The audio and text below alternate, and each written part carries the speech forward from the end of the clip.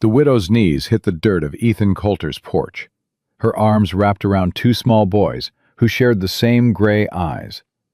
Eyes that had haunted Ethan's nightmares for 3 years. Eyes that belonged to his dead brother.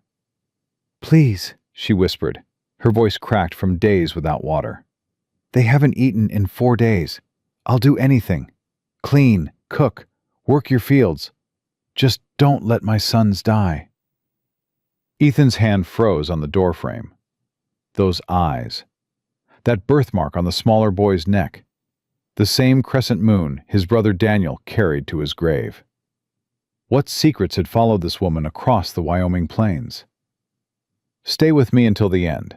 Hit that subscribe button and comment your city below so I can see how far this story travels. The woman collapsed before Ethan Coulter could catch her. One moment she stood swaying on his porch, clutching two small boys against her worn skirts. The next, her legs buckled, and she crumpled like a rag doll tossed aside by a careless child. "Mama!" The taller of the twins dropped to his knees beside her, his small hands patting her pale face. "Mama, wake up!" Ethan moved without thinking.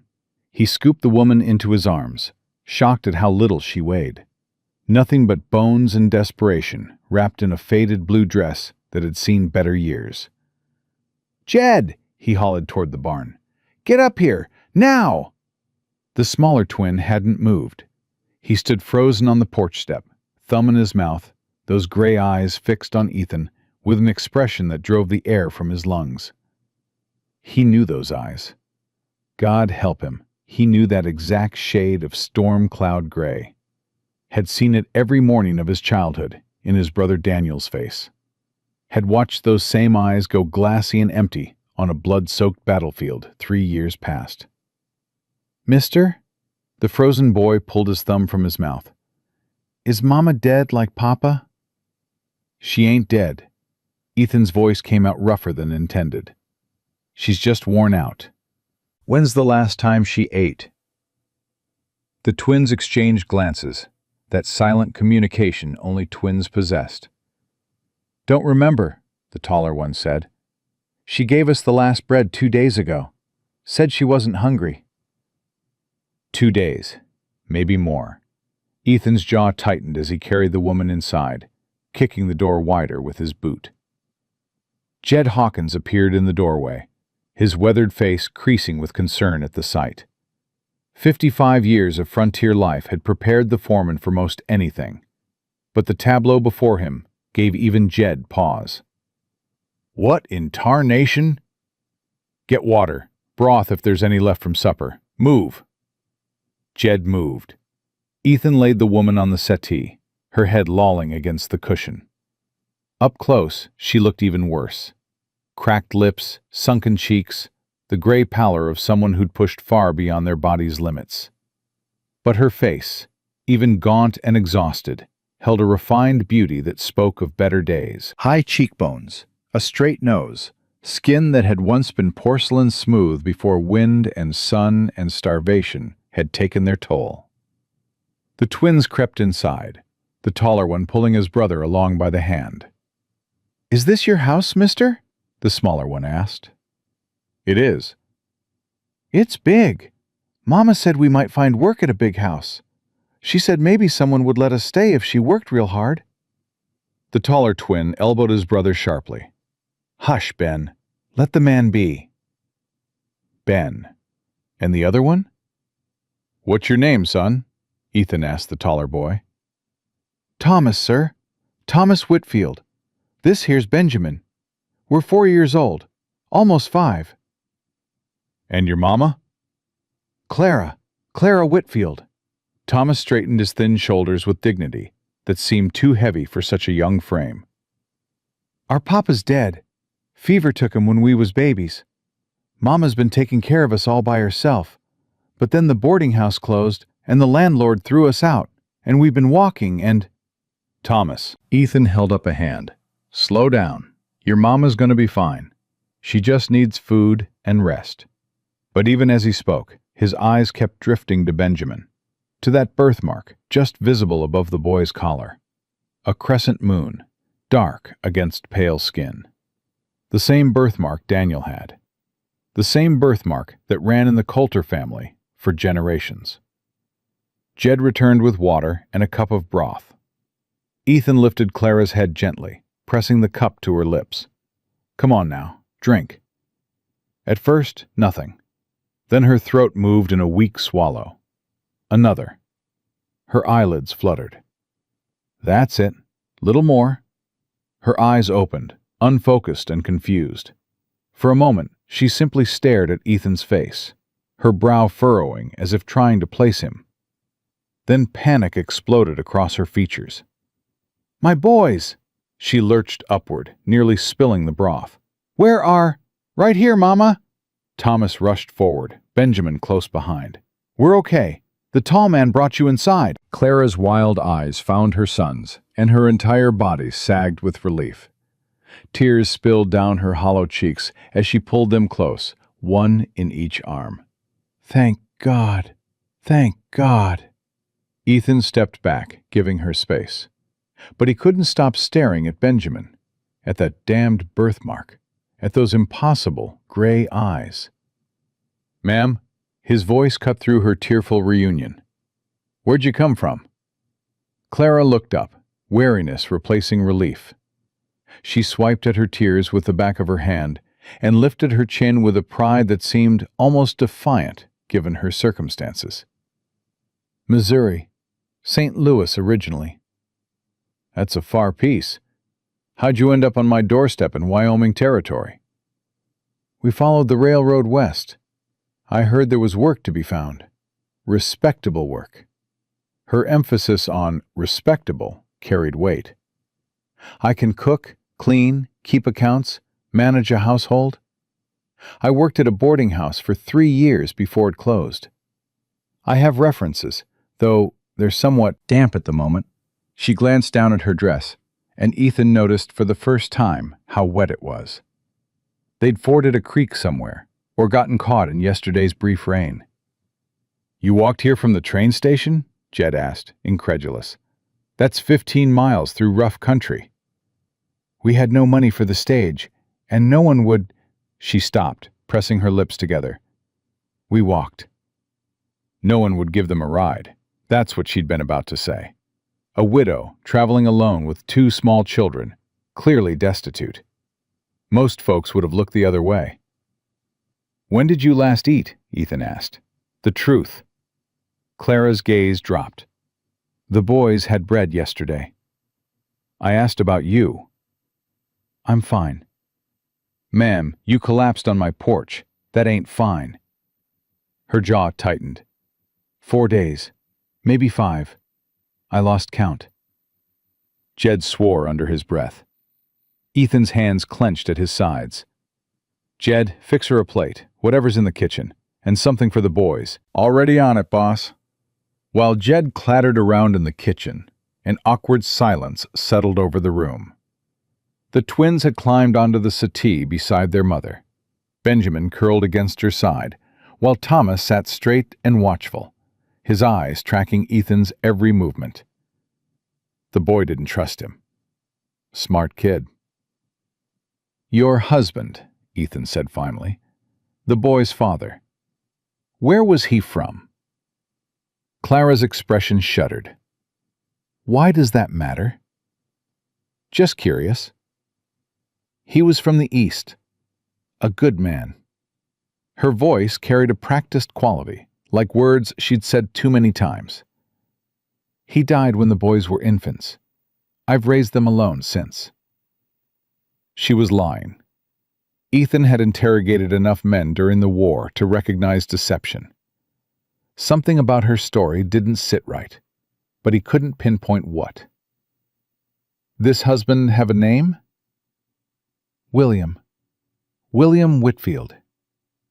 Clara met his eyes directly, challenging him to call her a liar. "Is there a reason you're questioning me like a criminal, Mr. Coulter? Ethan Coulter." He watched her face carefully for any sign of recognition. Nothing. No flicker of awareness, no hidden knowledge. Either she was the finest actress he'd ever encountered, or she genuinely didn't know the name. But those boys knew Daniel. Not personally, of course. Daniel had died before they were old enough to remember anything. But they carried him in their faces, in that birthmark, in the exact shade of gray that colored their eyes. Jed emerged with plates of food, cold chicken, biscuits, preserved peaches. He handed a plate to Clara and smaller portions to each twin. "Slow," Clara instructed her sons, even as her own hands trembled with hunger. "Small bites. Your stomachs aren't used to—" She stopped, distracted by the food in front of her. For a long moment, she simply stared at it, and Ethan saw her throat work convulsively. "Eat," he said, not unkindly. "Nobody's going to take it from you." Clara's eyes snapped to his, something raw and wounded flashing in their depths. Then she nodded once and began to eat, with a careful, deliberate restraint that told him she wanted to devour every morsel, but was forcing herself to go slow. The twins had no such restraint. They ate with the single-minded focus of children who'd known real hunger. Cheeks bulging, fingers sticky with peach juice. "Benjamin," Clara said automatically, "use your napkin." The smaller twin looked around in confusion. There was no napkin. "Here." Jed pulled a handkerchief from his pocket and handed it to the boy. "Your mama's got good manners. You listen to her." Benjamin accepted the cloth solemnly, wiping his mouth with exaggerated care. "Thank you, sir." "You're welcome, little man." Ethan watched the exchange, his mind racing. The twins' manners, their mother's refined speech, the references she'd mentioned. None of it matched the destitute widow story. These weren't frontier folk fallen on hard times. They were something else entirely. Someone else. "Mr. Coulter." Clara had finished eating and now sat with her hands folded in her lap, her spine straight, despite obvious exhaustion. "I understand we've imposed terribly on your hospitality. If you could just tell us the direction to town, we'll be on our way in the morning." "In the morning," Ethan repeated flatly. "After walking 15 miles on an empty stomach, with 2 small children, you plan to set off again at dawn." "I can't pay for lodging, and I won't accept charity." Nobody mentioned charity. Clara's eyes narrowed. "Then what exactly are you offering?" "I put an advertisement in the paper 3 weeks back, looking for a cook and housekeeper, room and board included. You interested?" He watched her process the offer, watched hope and suspicion war across her features. "Why?" she asked quietly. "You don't know me. Don't know if I can actually cook. Don't know anything about me except that I showed up half dead on your property. Why would you offer me work?" "Because your sons have my dead brother's eyes. Because that birthmark means something, even if I don't know what. Because I need answers, and the only way to get them is to keep you close." "Been looking for help for weeks," he said instead. "You showed up. Seems like Providence." "I don't believe in Providence." "Neither do I, but I believe in practical solutions, and you need work while I need a cook. Simple arrangement." Clara studied him for a long moment. Her gaze was sharper than he'd expected, more assessing. Whatever had brought her to this desperate state, she hadn't always been helpless. "And my sons?" "They'd stay with you, obviously. There's room." "I won't have them treated as nuisances. They're well behaved, but they're still children. They'll need space to play, fresh air, proper meals." "Ma'am, I'm offering you a job, not a prison sentence. The boys can do as they please, long as they stay clear of the horses and machinery." Thomas had been listening with adult intensity. Now he tugged at his mother's sleeve. "Mama, he has horses. Can we see the horses?" "Maybe tomorrow, sweetheart, if Mr. Coulter agrees." "I can take him out to the barn in the morning," Jed offered. "Got a gentle mare the little ones can meet. She likes apples." Benjamin's eyes went round. Do horses really eat apples? This one sure does. Loves 'em more than anything. The smaller twin looked at Ethan with something approaching wonder. Are you really going to let us stay? In this big house with the apple-eating horse? That gray gaze hit Ethan like a punch to the chest. Daniel's eyes. Daniel's exact eyes, staring up at him from a 4-year-old's face. "Yeah," he heard himself say. "You can stay." Clara's breath caught. For just a moment, her careful composure cracked, and he saw the desperate woman beneath. The mother who'd walked 15 miles on an empty stomach to find her children a safe place to sleep. Thank you. Her voice was barely a whisper. I won't let you down. I'll work hard, I promise. Whatever you need, I'll... Get some rest tonight. We'll sort out the details tomorrow. He turned and strode toward the door, suddenly desperate for fresh air, for space to think. Mr. Coulter, he paused, hand on the frame. Why do you keep staring at my sons? The question hung in the air, sharp-edged and knowing. Clara Whitfield might be starving and desperate, but she wasn't stupid. She'd noticed his focus on the twins. Noticed and was frightened by it. No reason, he lied. Just not used to kids around the place. He didn't wait for her response. He pushed through the door and out onto the porch, gulping the evening air like a drowning man. Jed found him there 20 minutes later, standing at the rail, staring at nothing. Boss. Don't. Those boys. I said don't. Jed was quiet for a moment. Then, I knew Daniel my whole life, Ethan. Watched him grow from a baby to a soldier. Stood beside you when you buried what was left of him after Shiloh. Ethan's hands tightened on the rail until his knuckles went white. Those twins got his face. His eyes. That birthmark Ben's got. It's the Coulter moon. Same as Daniel had. Same as your daddy had. Could be coincidence. Could be. But you don't believe that any more than I do. Jed moved to stand beside him, his voice dropping low. Question is, what are you going to do about it? Ethan had no answer. He stared out at the Wyoming darkness, at the land he'd built his life upon after the war had taken everything else.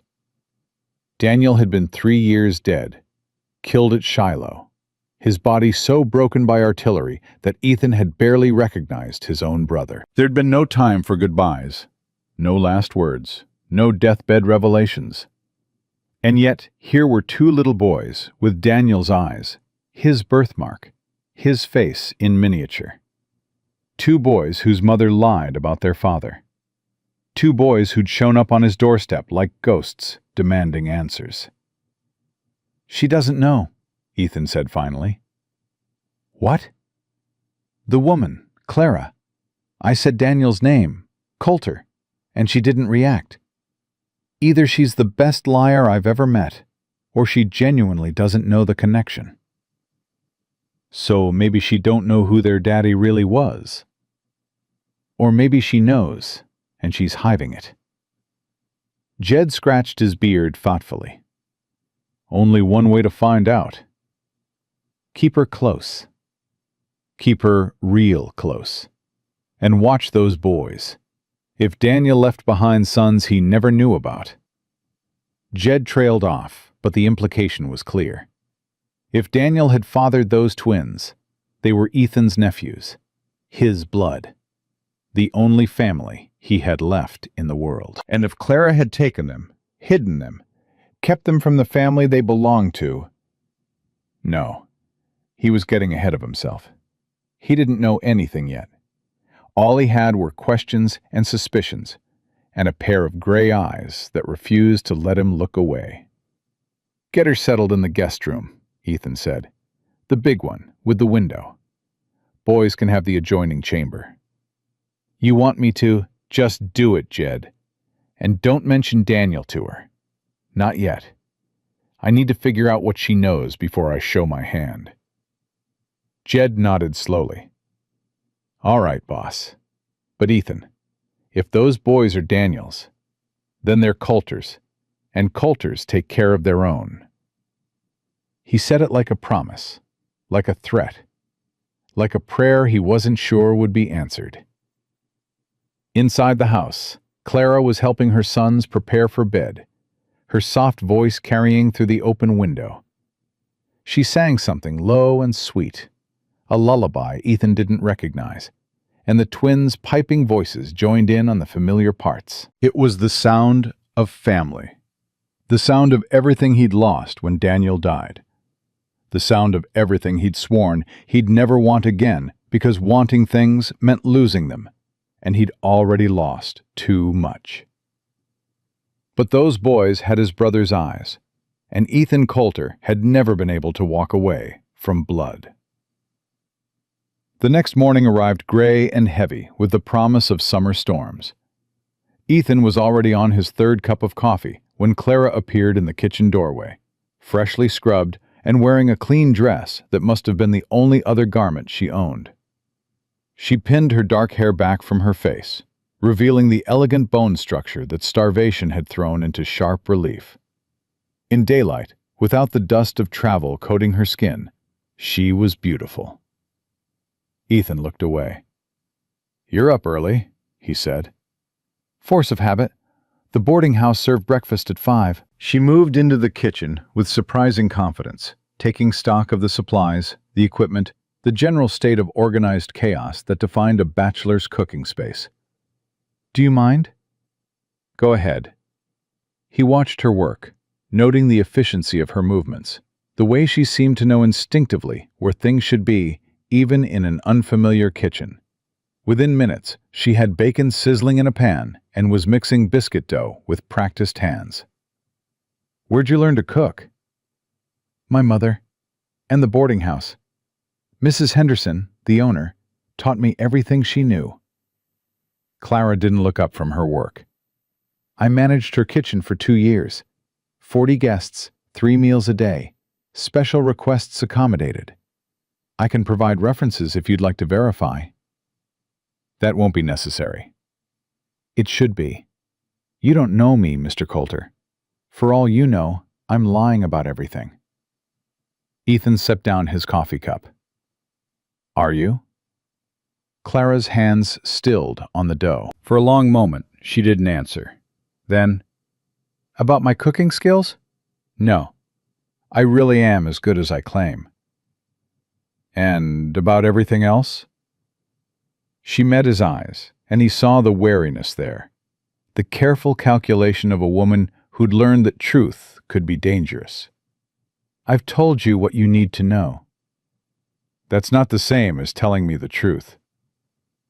"No," she agreed quietly. "It isn't." Before Ethan could press further, the sound of small feet thundered down the hallway, and the twins burst into the kitchen like a pair of excited puppies. "Mama! Mama! There's horses outside! Real ones! Can we go see them now? The old man said—" "Mr. Hawkins," Clara corrected automatically. "And what do we say first?"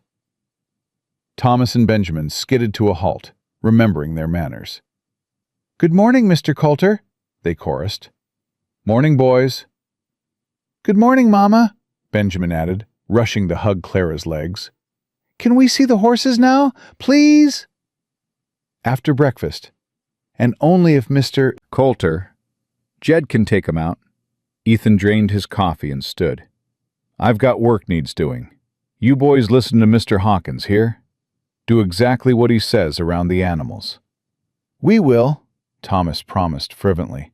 "We'll be so good, won't we, Ben?" "So good," Benjamin agreed, nodding until his dark hair flopped into his eyes. Those gray eyes.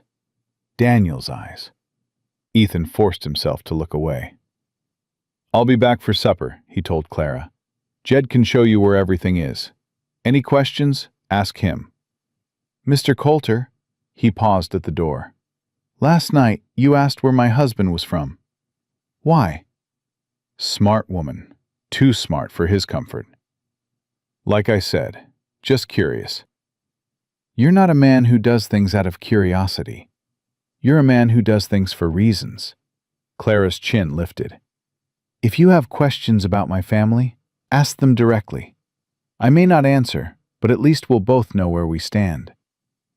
Ethan studied her for a long moment. The morning light caught in her dark hair, illuminated the proud set of her shoulders, the determined line of her jaw. She'd been beaten down by circumstance, but she hadn't been broken. He respected that. All right, Mrs. Whitfield. Direct question. Your husband. What did he look like? Something flickered in her expression. Pain, perhaps, or fear, before she masked it. He was tall, dark hair, gray eyes. Her voice was carefully flat.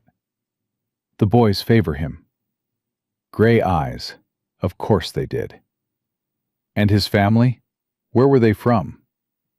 He didn't speak of them. Said they'd disowned him years before we met. Disowned him for what? Clara's mask cracked slightly. For loving the wrong woman, Mr. Coulter, as families often do. She turned back to her biscuit dough, ending the conversation with a physical dismissal that was more eloquent than words. Ethan stood in the doorway for another moment, watching her work, watching the twins chase each other around the kitchen table, watching this little family that had invaded his solitary life without warning or permission.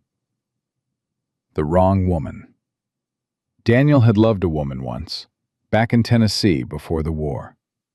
A woman their father had disapproved of, though Ethan had never learned why. Daniel had stopped speaking of her after their father's threats, and Ethan, young and stupid and focused on his own life, had never thought to ask. What if Daniel hadn't stopped loving her? What if he'd kept seeing her in secret? What if, somewhere in the chaos of war and death and loss, he'd fathered children he never knew about? What if Clara Whitfield was the wrong woman Daniel had loved? Ethan stepped out into the morning air, his mind churning with questions. He had work to do. Cattle to check, fences to ride, a ranch that demanded his attention regardless of the mysteries that had arrived on his doorstep. But as he saddled his horse and rode out into the Wyoming dawn, Ethan Coulter couldn't stop thinking about gray eyes and crescent moons and the brother he'd buried 3 years ago. The dead weren't supposed to come back, but sometimes, he was learning, they sent their children instead. 3 weeks passed, and Clara Whitfield proved herself worth every biscuit she baked. The ranch hands stopped complaining about tasteless stew. Jed gained 5 pounds and blamed it on her apple pie. Even the most skeptical cowboys tipped their hats when she served breakfast, mumbling thanks through mouthfuls of fluffy scrambled eggs. But Ethan barely tasted the food. He watched instead. Watched Clara move through his house like she'd always belonged there. Watched the twins grow bolder, their laughter echoing through rooms that had known only silence for years. Watched Benjamin especially, tracking every gesture, every expression, searching for Daniel in the boy's face. He found him everywhere. The way Ben tilted his head when confused, the stubborn set of his jaw when told no, the sudden grin that transformed his whole face, identical to the one Daniel had flashed 1,000 times before the war stole it forever. Thomas was different, more cautious, more watchful. He had Daniel's coloring, but not his easy charm. Thomas studied Ethan the same way Ethan studied his brother, searching for hidden meanings, preparing for threats that might never come. Smart boy, too smart for comfort. Mr. Coulter! Ethan looked up from his untouched breakfast. Clara stood across the table, a ledger in her hands, her expression carefully neutral. I've been reviewing your accounts. Nobody asked you to. Your previous bookkeeper left them in disarray. You're hemorrhaging money on feed costs, paying nearly double what you should, and your cattle count doesn't match your sale records. Ethan set down his fork. You went through my papers? They were on the desk in the study. I assumed. You assumed wrong. Clara's chin lifted. I apologize for overstepping, but the discrepancies remain. Someone's either stealing from you, or your former bookkeeper couldn't count. Marcus wouldn't steal. Then he couldn't count. She placed the ledger on the table, open to a page covered in neat notations. Look here. Last March, you recorded selling 40 head to the Morrison outfit. But your spring count shows only 12 head fewer than winter. Where did the other 28 cattle come from? Ethan stared at the numbers. He'd never had a head for figures. That had been Daniel's gift, not his. After the war, he'd hired Marcus Wheeler to handle the books, precisely because mathematics made his head ache. Could be calving season filled the gap. In March? Your calving records show 17 new births between February and April. The numbers still don't work. She was right. Even Ethan could see that now, laid out in Clara's precise handwriting. What are you saying? I'm saying someone's been cooking your books for at least 2 years, possibly longer. Clara's voice held no satisfaction, only concern. You're not as profitable as you think, Mr. Coulter. If this continues, you'll be bankrupt within 18 months. The words hit like a physical blow. This ranch was everything Ethan had. Everything he'd built after the war destroyed the life he'd known. The idea of losing it.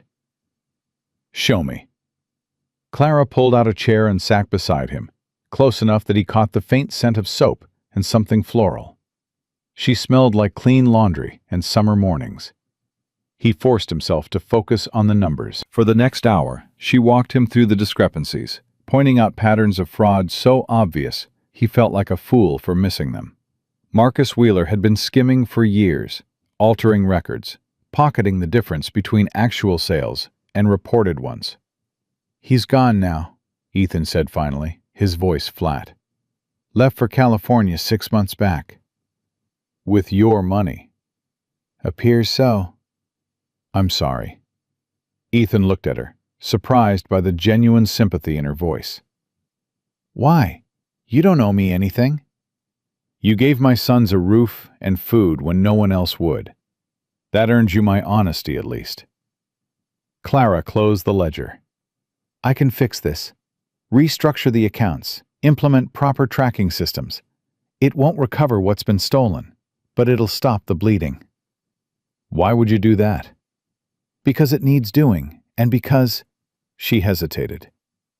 Because I want to earn my place here. Not just as a cook, as someone useful. Ethan studied her face, searching for the deception he kept expecting to find. She met his gaze steadily.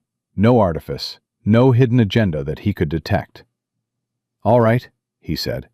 The books are yours. Clara's smile transformed her entire face, and for a moment, Ethan forgot to breathe. You won't regret it. He was already regretting it, but not for the reasons she imagined. That afternoon, Ethan found Jed in the barn, mending tack with the methodical patience of a man who'd spent 50 years working leather. We've got a problem. Jed didn't look up. Which one?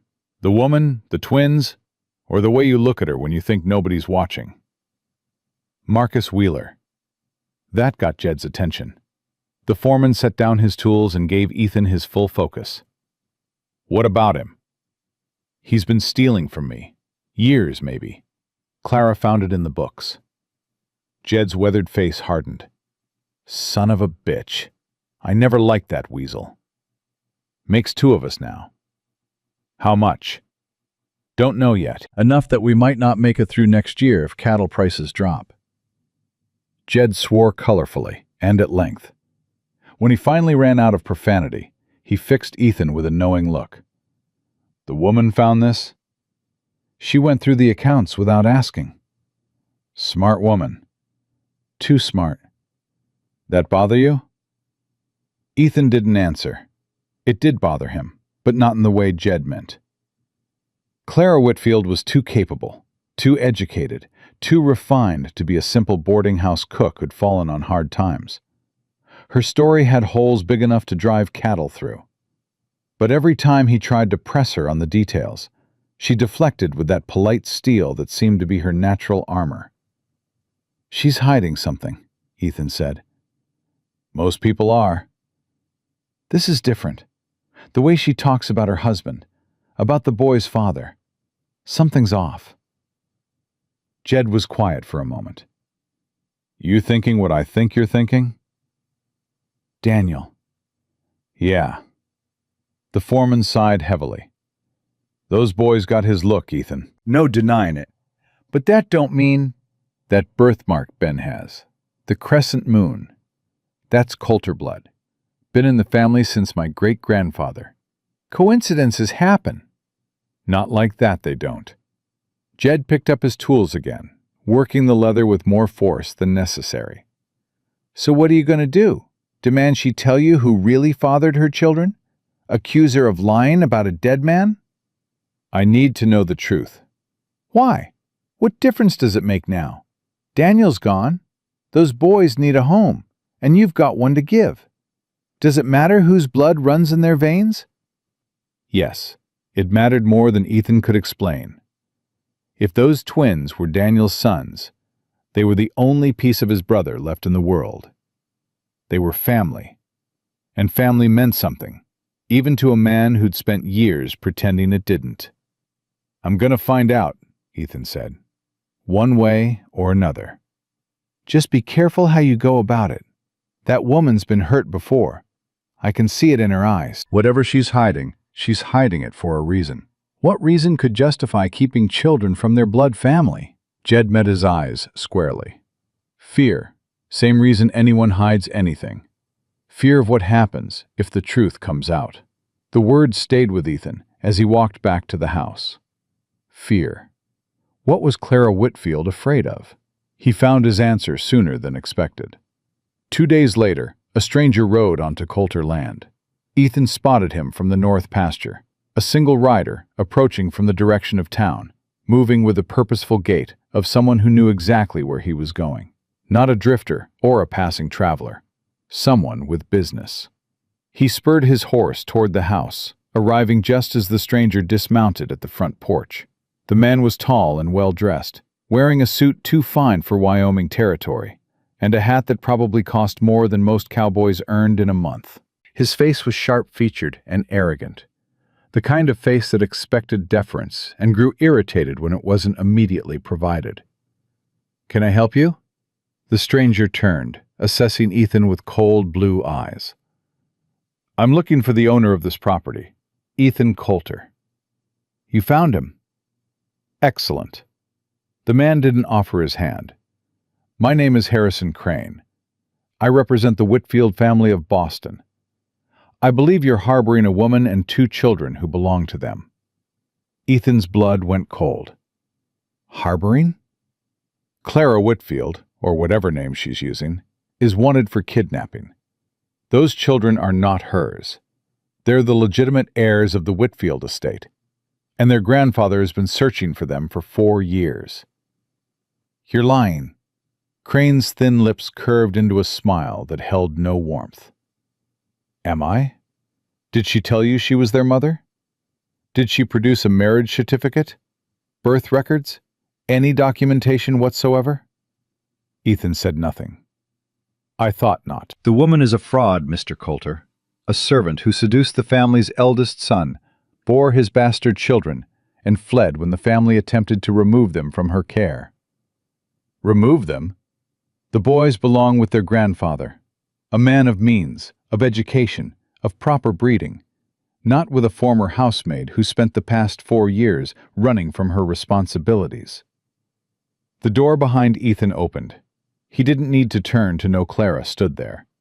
He could feel her presence, like a change in air pressure, could sense the terror radiating from her in waves.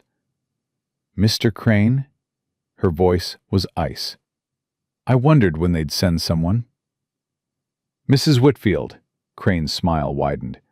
"Or should I say Miss, since the marriage never actually occurred." "The marriage occurred. The family simply refuses to acknowledge it." Because your so-called husband died before the ceremony could be properly registered. Convenient, that. He died of fever. There was nothing convenient about it. Ethan turned to look at her. Clara's face was pale but composed, her hands clenched at her sides, her chin raised in that defiant tilt he'd come to recognize. What's he talking about? Don't listen to him, Mr. Coulter. He's a lawyer. Lying is what they do. I'm talking about the truth, Crane interjected smoothly. About two children who rightfully belong with their family, not with a woman who stole them in the night and has been running ever since. I didn't steal my own sons. The courts disagree. I have warrants, Mrs. Whitfield. Papers signed by a judge in Massachusetts, giving me authority to retrieve those children and return them to their grandfather. Their grandfather is a monster. Clara's composure finally cracked. He beat his own son, disowned him for loving me, refused to help when William was dying, and now he wants the boys? Now, after 4 years of nothing? He doesn't want grandsons, Mr. Coulter. He wants heirs, possessions, property to carry on his precious name. Touching, Crane said dryly, but irrelevant. The law is the law. Not in Wyoming territory. Ethan stepped forward, putting himself between Clara and the lawyer. I don't care what papers you've got from Massachusetts. This ain't Massachusetts. Crane's eyes narrowed. Are you obstructing justice, Mr. Coulter? I'm telling you to get off my land. This is a private matter between Mrs. Whitfield and myself. Whatever business you have with her can be discussed through proper legal channels. Wyoming legal channels. You don't want to make an enemy of the Whitfield family. I don't want you on my property. Those two things ain't mutually exclusive. For a long moment, the two men stared at each other. Then Crane smiled, a cold expression that didn't reach his eyes. Very well. I'll return with a territorial marshal. We'll see how brave you are then. He tipped his hat mockingly toward Clara. Enjoy your time, Mrs. Whitfield. It's running out. He mounted his horse and rode away without looking back. Ethan waited until the rider was a speck on the horizon before turning to Clara. She stood frozen in the doorway, her face white as bleached cotton. Inside, now. He took her arm and guided her into the house, closing the door firmly behind them. In the kitchen, he pushed her into a chair and poured her a glass of water, which she accepted with trembling hands. Talk. I don't. The truth, Clara. All of it. Starting with who those boys' father really was. She looked up at him, and he saw desperation in her eyes. The same desperation he'd seen that first day on his porch, when she'd collapsed at his feet, begging for help. His name was William Whitfield. That much was true. He was the eldest son of Douglas Whitfield, a shipping magnate in Boston. Clara's voice shook. I worked in their house as a governess for his younger sisters. William and I, we fell in love. Or I thought we did. And the marriage? Real. We married in secret when I discovered I was pregnant. William promised we'd tell his family together, that he'd make them accept me. Tears spilled down her cheeks. Then he got sick. Typhoid. He died 3 days before the twins were born. And the grandfather? Claimed the marriage was invalid. Claimed the boys were bastards who had no claim to the Whitfield name. But then his other son died in a riding accident, and suddenly Thomas and Benjamin became valuable. Suddenly they were heirs instead of embarrassments. He wants them back. He wants to control them, to mold them into proper Whitfield men, to erase every trace of me from their lives. Clara's hands clenched around the water glass. He's been hunting us for 4 years. Every time I think we're safe, someone like Crane appears. The boarding house in St. Louis. He found us there, too. That's why we had to leave. Why didn't you tell me? Because you would have done exactly what you just did. Put yourself in danger for strangers you barely know. Clara met his eyes. I've survived this long by running, by never staying anywhere too long, never letting anyone get close enough to be hurt by my problems. Those boys are Daniel's." The words came out before Ethan could stop them. Clara stared at him, confusion replacing fear. "What?" "Their eyes, that birthmark on Benjamin's neck. They're not Whitfield traits, they're Coulter traits. My brother Daniel had that same birthmark, those same gray eyes." "I don't understand." "Daniel served in the war, traveled through Boston in '62, before he was deployed south." "Is it possible?" Ethan's throat tightened. "Is it possible William Whitfield wasn't the boy's real father?" Clara's face went through a rapid succession of emotions: shock, confusion, dawning realization, and finally something that looked almost like relief. "William was away often. Business trips," he said. "There was a soldier once, a charming man with gray eyes who made me laugh. I thought it was harmless, just conversation. But there was one night—" She pressed her hand to her mouth. "Oh, God." "What was his name?" It was so long ago." "Think, Clara." She closed her eyes, her brow furrowed in concentration. "David? No. Daniel. His name was Daniel. He said he was shipping out the next morning, might not come back. He was so sad, so desperate, and I was so lonely." Ethan's legs gave out. He sank into the chair across from her, his head spinning. "Daniel Coulter. That was my brother." Clara's eyes flew open. "Your brother?" "He died at Shiloh, 3 months after the twins would have been conceived." "That's not possible. William and the timing, I always assumed—" "The birthmark, Clara.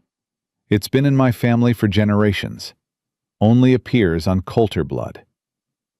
She stared at him as the truth settled over them both like a physical weight. The twins weren't Whitfield heirs at all. They were Coulters, Daniel's sons, Ethan's nephews. And Douglas Whitfield had no legal claim to them whatsoever. "He doesn't know," Clara whispered. "Whitfield doesn't know they're not Williams." "No." "If he found out, if anyone found out—" "The boys would be safe, free.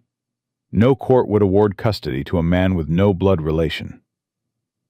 Clara laughed, the sound bordering on hysterical. "I've spent 4 years running from a man who has no claim on my children. 4 years of fear and poverty and desperation, all for nothing." "Not nothing. You kept them safe. You kept them alive." "But I could have, if I'd known." "How could you have known?" Ethan reached across the table and took her hands. They were cold and trembling in his grip. "Daniel never told anyone. Never wrote about you in his letters. Never mentioned Boston at all. I thought he died with no secrets." "He wrote to me once, after that night. Said he was sorry, that he'd been selfish, that he hoped I could forgive him." Clara's voice broke. "I burned the letter. I was so ashamed." "You've got nothing to be ashamed of. I have 2 sons who've spent their whole lives believing a lie, who call a dead man Papa when their real father died a hero in a war they've never heard of." The sound of small feet made them both freeze. Thomas appeared in the kitchen doorway, his gray eyes, Daniel's eyes, moving between his mother's tear-stained face and Ethan's grim expression. "Mama, why are you crying?" Clara wiped her face quickly, forcing a smile. "Just grown-up things, sweetheart. Nothing for you to worry about. Was that man bad? The one who came on the horse? He's gone now. Is he coming back?" Clara looked at Ethan, the question in her eyes clear. He stood and crossed to the doorway, crouching to put himself at Thomas's level. "Thomas, I need to tell you something. Something important." "Ethan," Clara started. "He deserves to know. They both do." Thomas studied him with that uncanny perceptiveness, waiting. Your mama told you your papa died before you were born, right? Yes, sir. His name was William. Mama has a picture. The thing is, Thomas, sometimes grown-ups make mistakes. Sometimes they think something's true when it isn't. And sometimes the truth is complicated. Thomas's brow furrowed. I don't understand. I had a brother. His name was Daniel. He died in the war, fighting for something he believed in. And before he died, he met your mama. Clara made a small sound, almost like a sob. Daniel was a good man, the best man I ever knew. And he had gray eyes, just like yours, and a birthmark on his neck, just like Benjamin. Thomas's hand flew to his own neck, where no birthmark existed. But his eyes, those storm-gray eyes, began to widen with dawning comprehension. You mean? I think Daniel was your real papa, which means you and Benjamin aren't just strangers I took in. You're my nephews, my family. Thomas stood very still, processing. Then, in a voice barely above a whisper, Benjamin has a birthmark. I don't. Don't matter. You've got his eyes, his face, his way of thinking 3 steps ahead of everyone else. Is that why you kept looking at us when we first came? Yeah, Thomas. That's why. The boy was quiet for a long moment. Then, does this mean we don't have to run anymore? The question broke something in Ethan's chest. This child, barely 5 years old, asking if he could stop running. If he could finally stop being afraid. No, Thomas. You don't have to run anymore. None of you do. Thomas looked at his mother, then back at Ethan. Then he did something that caught Ethan completely off guard.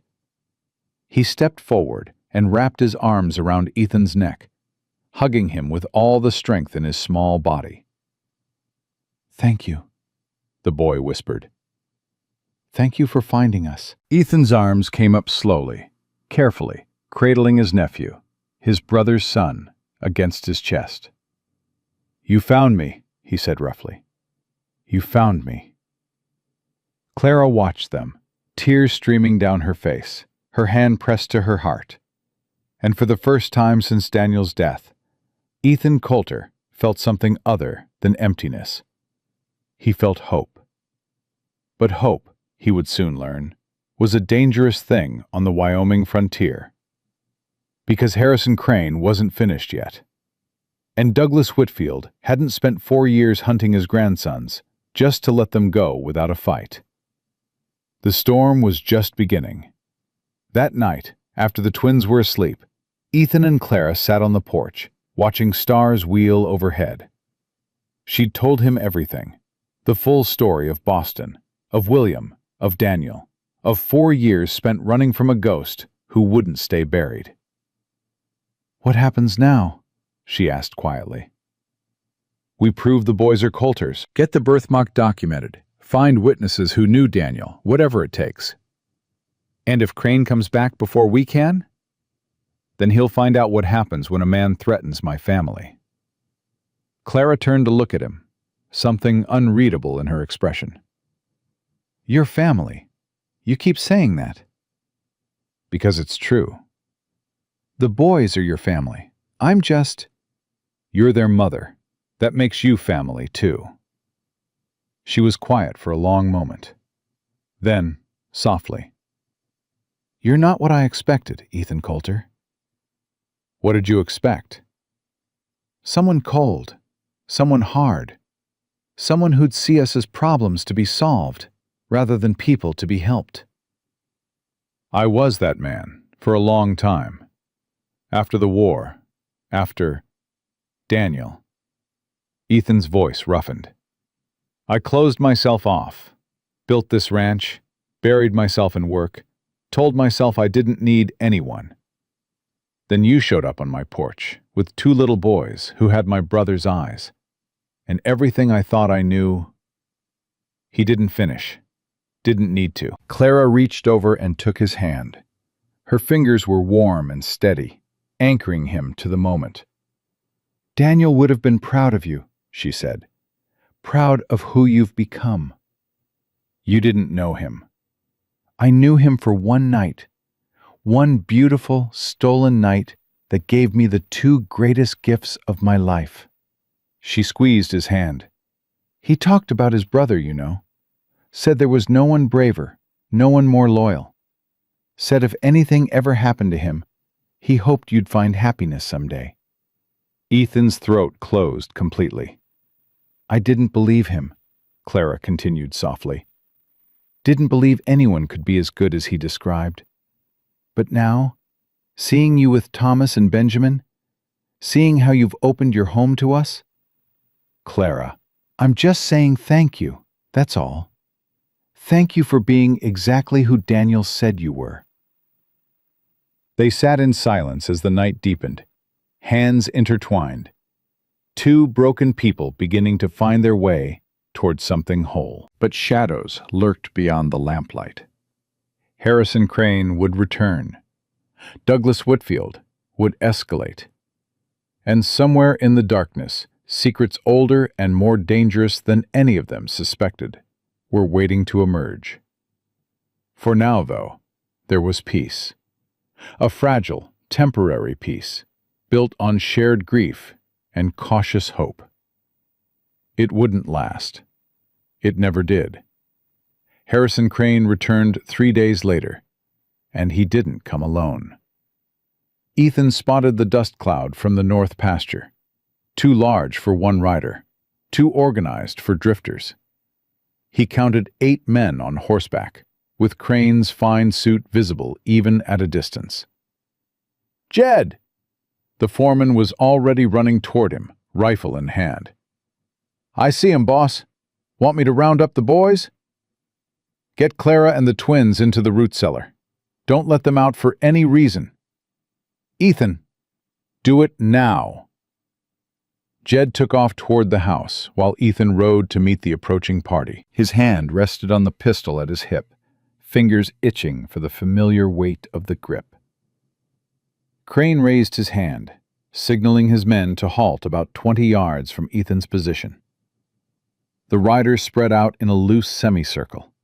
Hired guns, every one of them. Hard faces, cold eyes. The kind of men who asked no questions and left no witnesses. "Mr. Coulter." Crane's smile was pure poison. "I told you I'd return." "And I told you to stay off my land." "Ah, but circumstances have changed." Crane gestured to a portly man in a marshal's badge riding beside him. "Marshal Hendricks here has reviewed the situation and agrees that the children must be returned to their rightful guardian." Ethan looked at the marshal, saw the guilt in his eyes, the way he wouldn't meet Ethan's gaze directly. "How much did Whitfield pay you?" Hendricks flushed. "Now see here, $100? 200? What's the going rate for selling out children these days?" "The law is the law, Mr. Coulter." The marshal's voice held no conviction. "I have a court order from Massachusetts. Massachusetts has no jurisdiction in Wyoming territory. You know that as well as I do. The children are wards of Douglas Whitfield. He has legal custody." "Based on what? A dead man's name on a birth certificate?" Ethan urged his horse forward, forcing Hendricks to retreat. "Those boys aren't Whitfield blood. Never were." Crane's eyes narrowed. "What are you talking about?" "I'm talking about the truth. Those twins are Coulters, not Whitfields. Their real father was my brother Daniel, and I've got proof." Silence fell over the group. Crane's confident smile faltered for the first time. "That's absurd. Clara Whitfield was married to—" "She was never married to William Whitfield. The ceremony was never registered, the papers never filed. And William wasn't their father anyway." Ethan let that sink in. "My brother met Clara in Boston 3 months before the twins were born.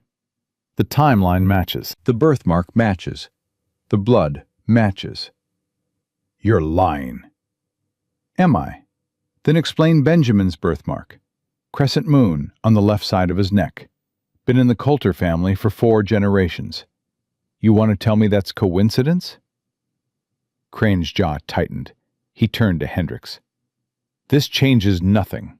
The court order is worthless if the children aren't Whitfield heirs. The marshal shifted uncomfortably in his saddle. I can't enforce a custody order for children who don't belong to the claimant. Then we'll establish a new claim. Douglas Whitfield raised those boys' father. William Whitfield isn't their father. Weren't you listening?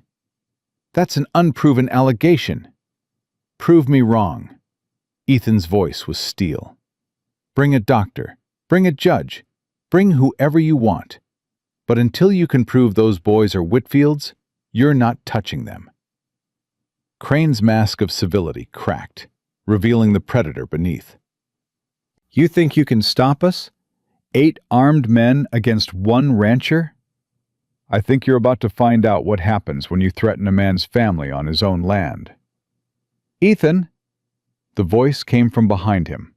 Clara's voice, shaking but determined. He turned. She stood on the porch, the twins pressed against her legs, Jed beside her with his rifle raised. Clara, I told you to stay hidden. They're my sons. I won't hide while someone else fights for them.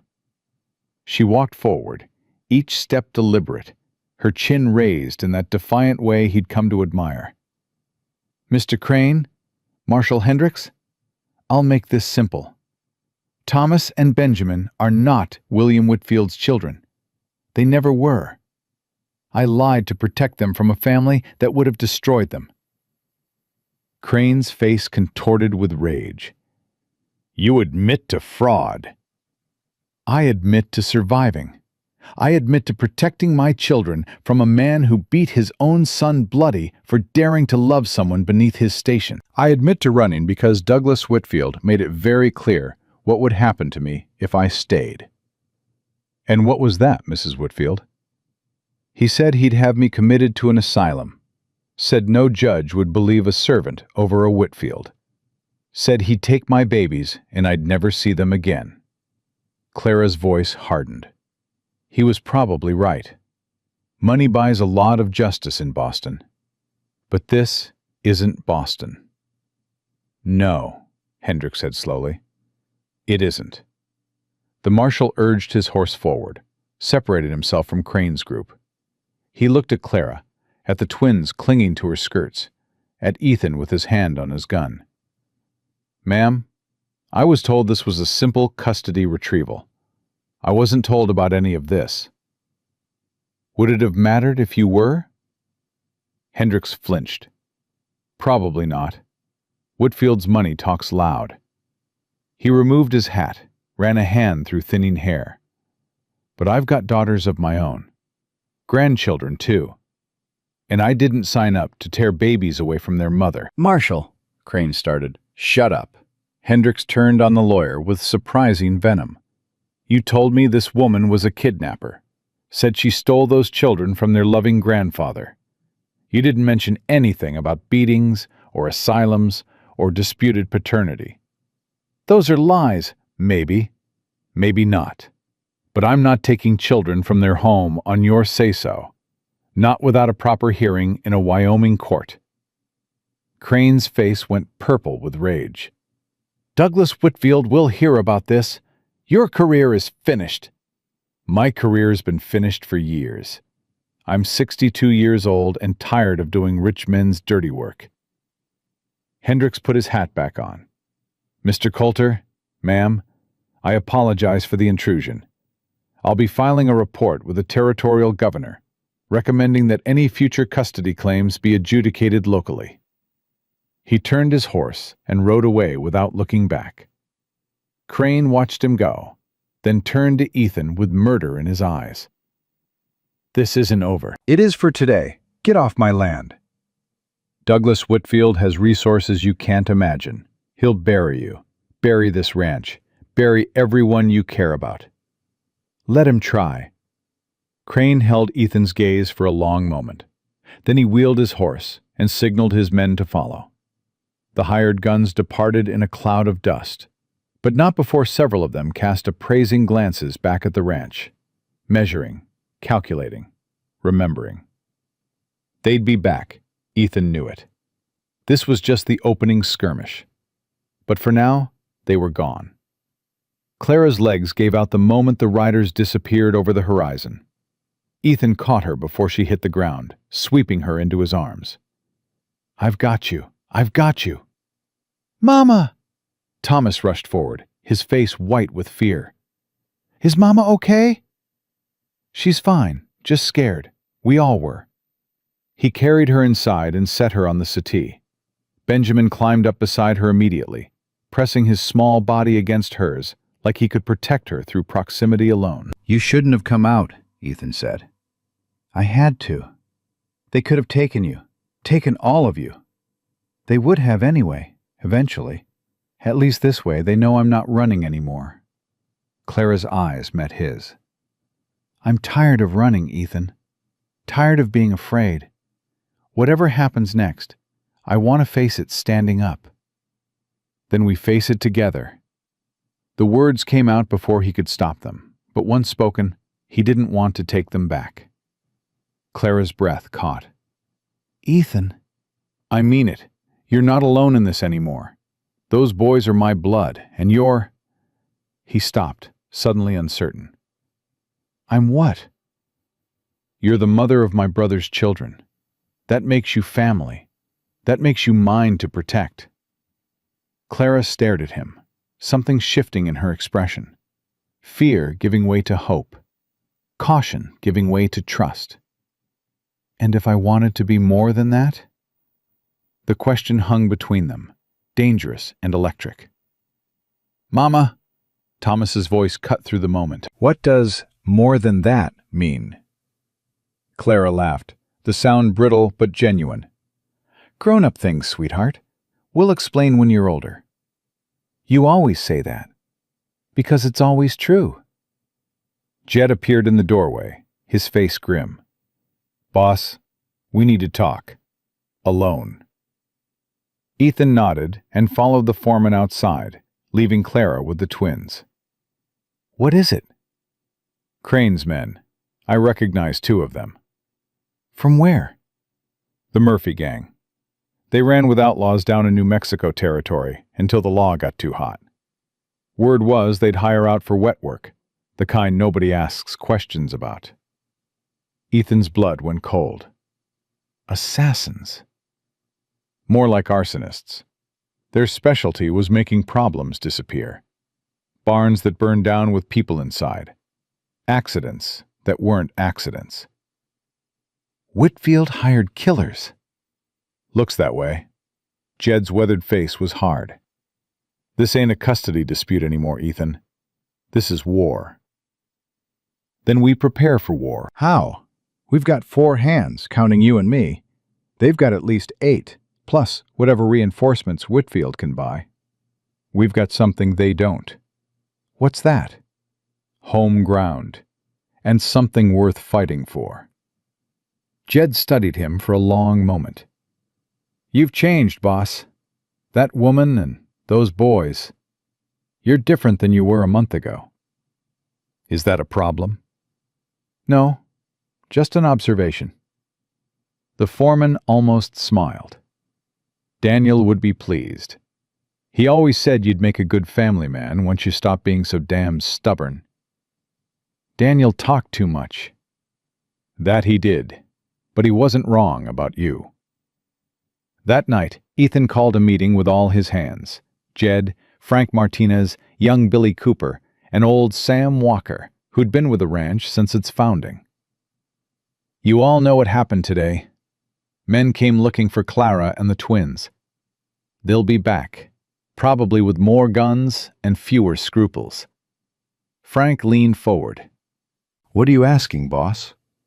"I'm asking if you'll stand with me. This isn't part of your job. Nobody signed on to fight rich men's private armies. If any of you want to leave, now's the time. No hard feelings. Full pay through the end of the month." Silence stretched through the bunkhouse. Then Sam Walker spacked tobacco juice into the corner and spoke in his gravelly voice. "I've worked this land for 8 years. Watched you build it from nothing. Watched you turn from a broken soldier into a man I'm proud to ride for. Sam, I ain't finished. Those boys in there, they got your brother's eyes, your blood. And that woman, she's got more spine than half the men in Wyoming territory. You think I'm going to ride off and leave them to wolves?" "Me neither," Frank added. "My own kids are back in Mexico, probably grown by now. Haven't seen them in 12 years. If I can help keep someone else's children safe," he shrugged, "it's something." Billy, the youngest, just nodded firmly. "I'm in, Mr. Coulter, all the way." Ethan looked at each of them. These men who owed him nothing beyond wages, who had every reason to walk away from a fight that wasn't theirs. "Thank you," he said roughly. "All of you." "Don't thank us yet," Jed cautioned. "We're still outgunned. We need a plan." "I've got one, but you're not going to like it." The plan was simple in concept, brutal in execution. They couldn't fight Whitfield's money or his hired guns directly, but they could make the cost of taking the twins too high for even a Boston shipping magnate to pay. "We go public," Ethan explained. "We tell everyone in town, everyone in the territory, exactly what Douglas Whitfield is doing. We make those boys famous." "Famous how?" Clara asked. "We document everything.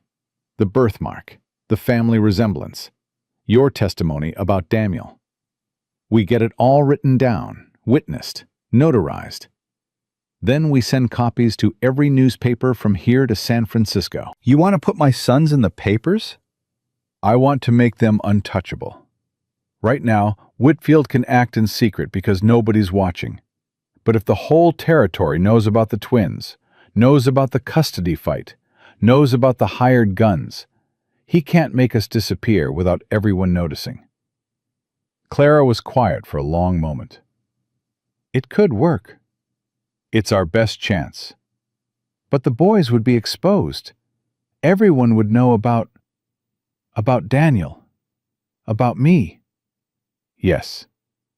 "The scandal." "Won't matter. Not out here." Ethan took her hands. "This isn't Boston, Clara. People in Wyoming judge you by what you do, not who your family is. You've been cooking for my hands for weeks. They adore you.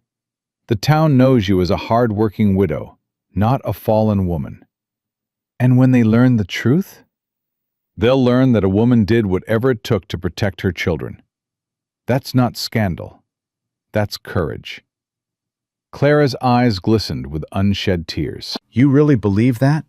"I believe in you. I believe in those boys. And I believe that Daniel would want his sons raised in freedom, not locked away in some Boston mansion with a grandfather who sees them as property." "He would," Clara whispered. "He told me that night, the only night we had. He said he'd spent his whole life being what his family wanted him to be. Said he was tired of it. Said if he survived the war, he was going to live for himself for once." "He didn't survive, but his sons will. We'll make sure of it." Clara squeezed his hands, then did something that caught him completely off guard. She leaned forward and kissed him.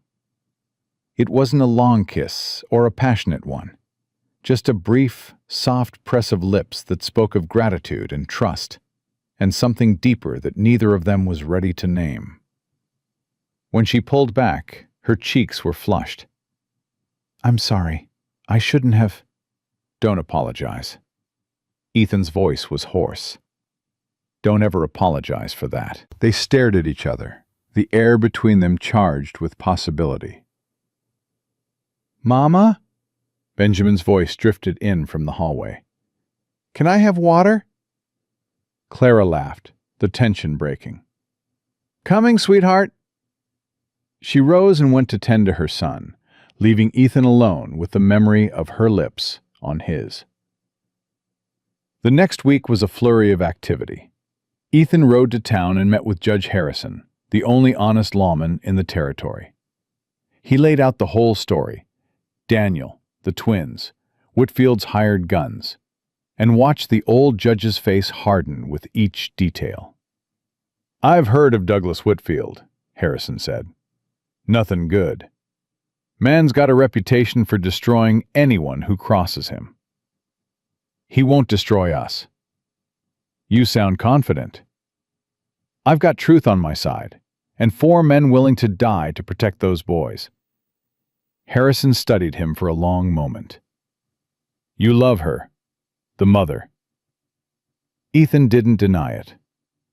"I love all of them. They're my family now." "Then let's make sure the law protects them." They drew up documents, affidavits testifying to Benjamin's birthmark and its significance to the Coulter bloodline. Statements from Clara, detailing her relationship with Daniel and the circumstances of the twins' conception. Character witnesses from town, vouching for Clara's reputation and the boys' well-being.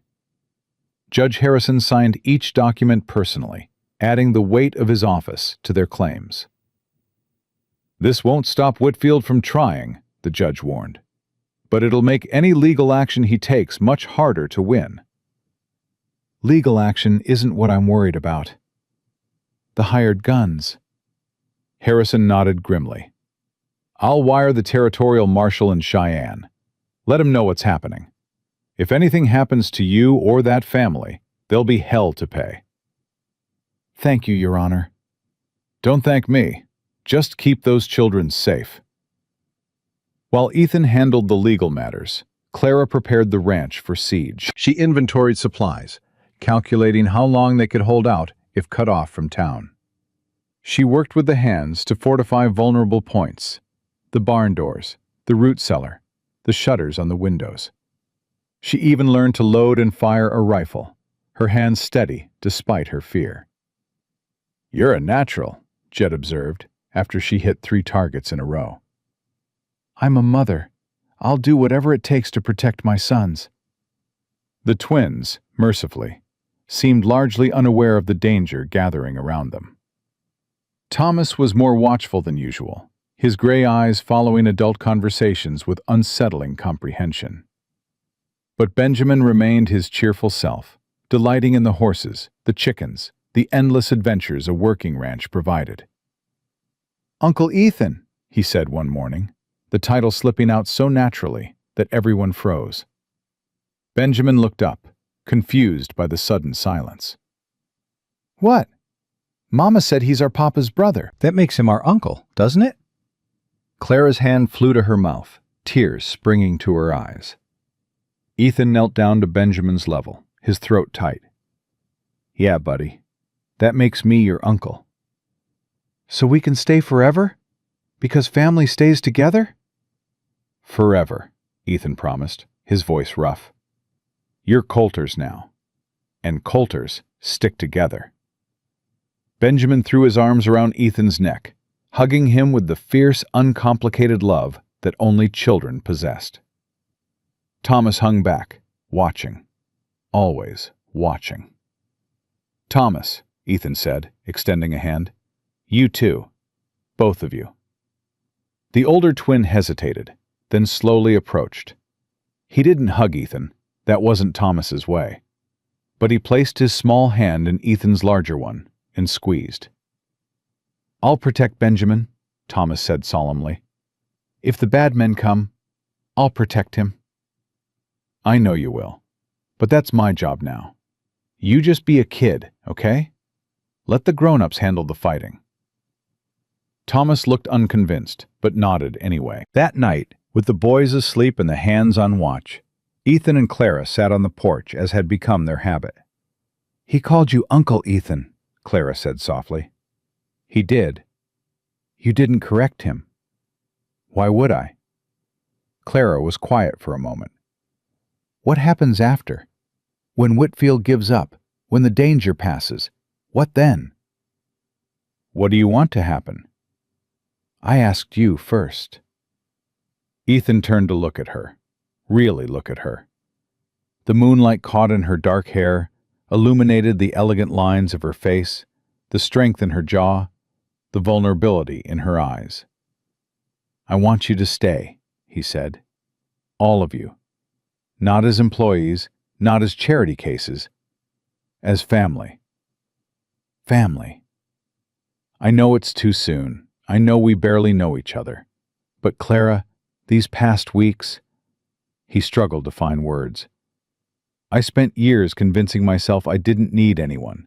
That alone was safer than together. Then you showed up with two little boys who had my brother's face, and everything I thought I knew fell apart. Ethan, I'm not asking for anything you're not ready to give. I just want you to know that whatever happens, there's a place for you here. A permanent place." Clara reached over and took his hand, intertwining their fingers. "I was so afraid when we came here," she said. "Afraid you'd turn us away. Afraid you'd be cruel. Afraid of everything. But you've been exactly what we needed. What I needed. Is that enough? It's more than enough. It's everything." They sat in silence, hands joined, watching stars wheel overhead. Somewhere in the darkness, danger waited. Douglas Whitfield's money, Harrison Crane's hatred, hired guns eager for blood. But for this moment, there was peace. A fragile, precious peace that Ethan knew couldn't last. The attack came 3 nights later. Ethan woke to the smell of smoke. He was on his feet before his eyes fully opened, grabbing his pistol from the bedside table. The acrid scent burned his nostrils, growing stronger by the second. "Fire! Everyone up!" He burst into the hallway, nearly colliding with Clara. She'd already pulled a robe over her nightgown, her face white with terror. "The boys!" "Get them, now, out the back door!" Ethan ran toward the front of the house. Through the window, he could see it. The barn, fully engulfed, flames shooting toward the night sky like angry fingers reaching for God. Jed appeared at the porch, rifle in hand. "They hit the barn and the bunkhouse. Frank's got a bullet in his shoulder. Billy's pinned down behind the water trough." "How many?" "At least 6, maybe more.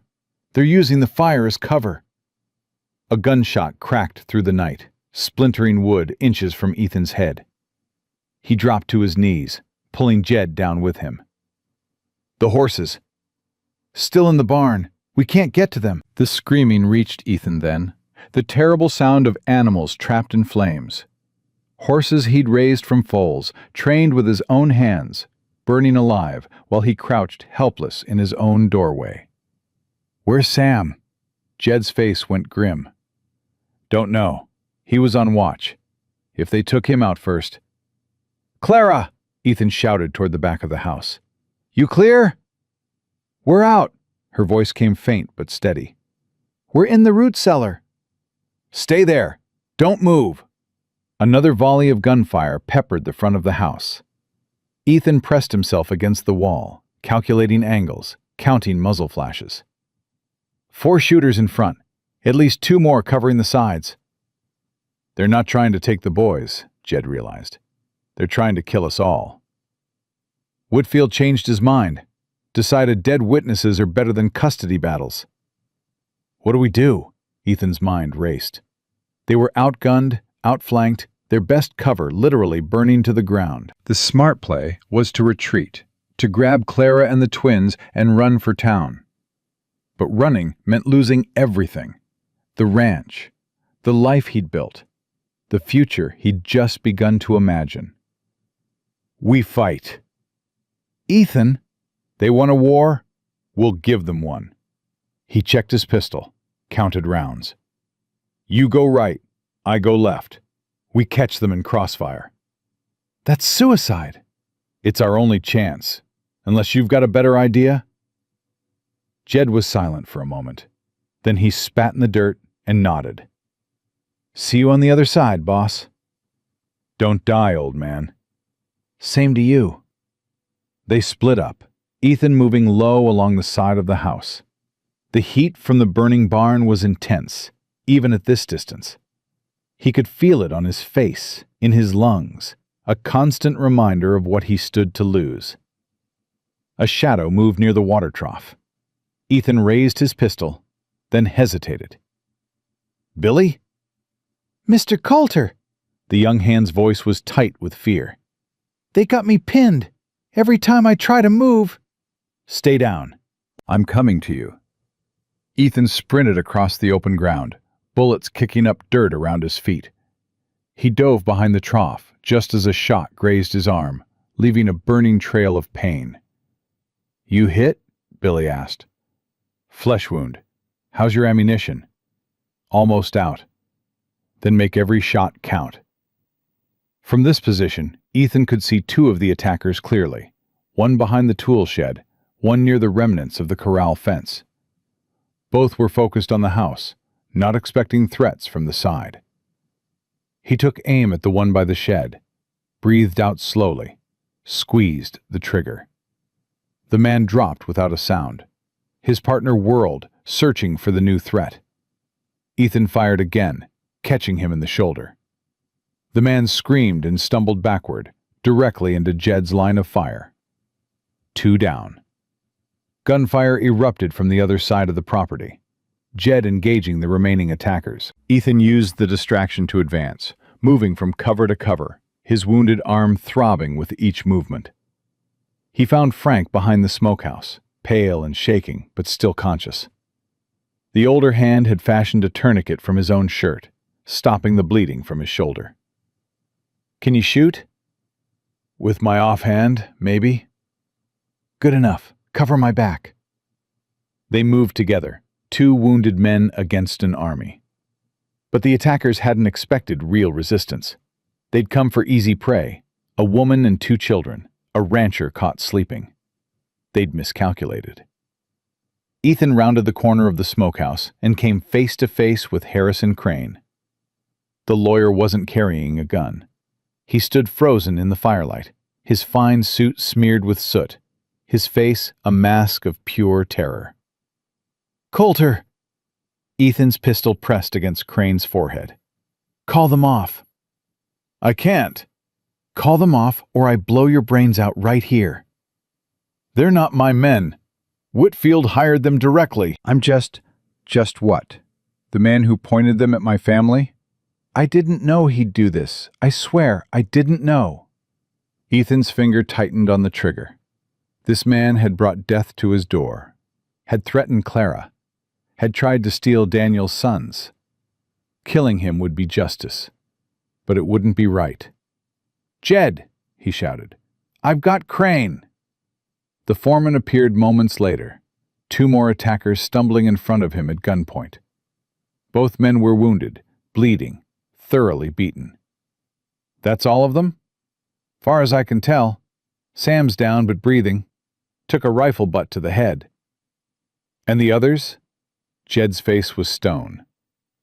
"Dead. 4 of them." Ethan looked at Crane, still trembling at the end of his pistol.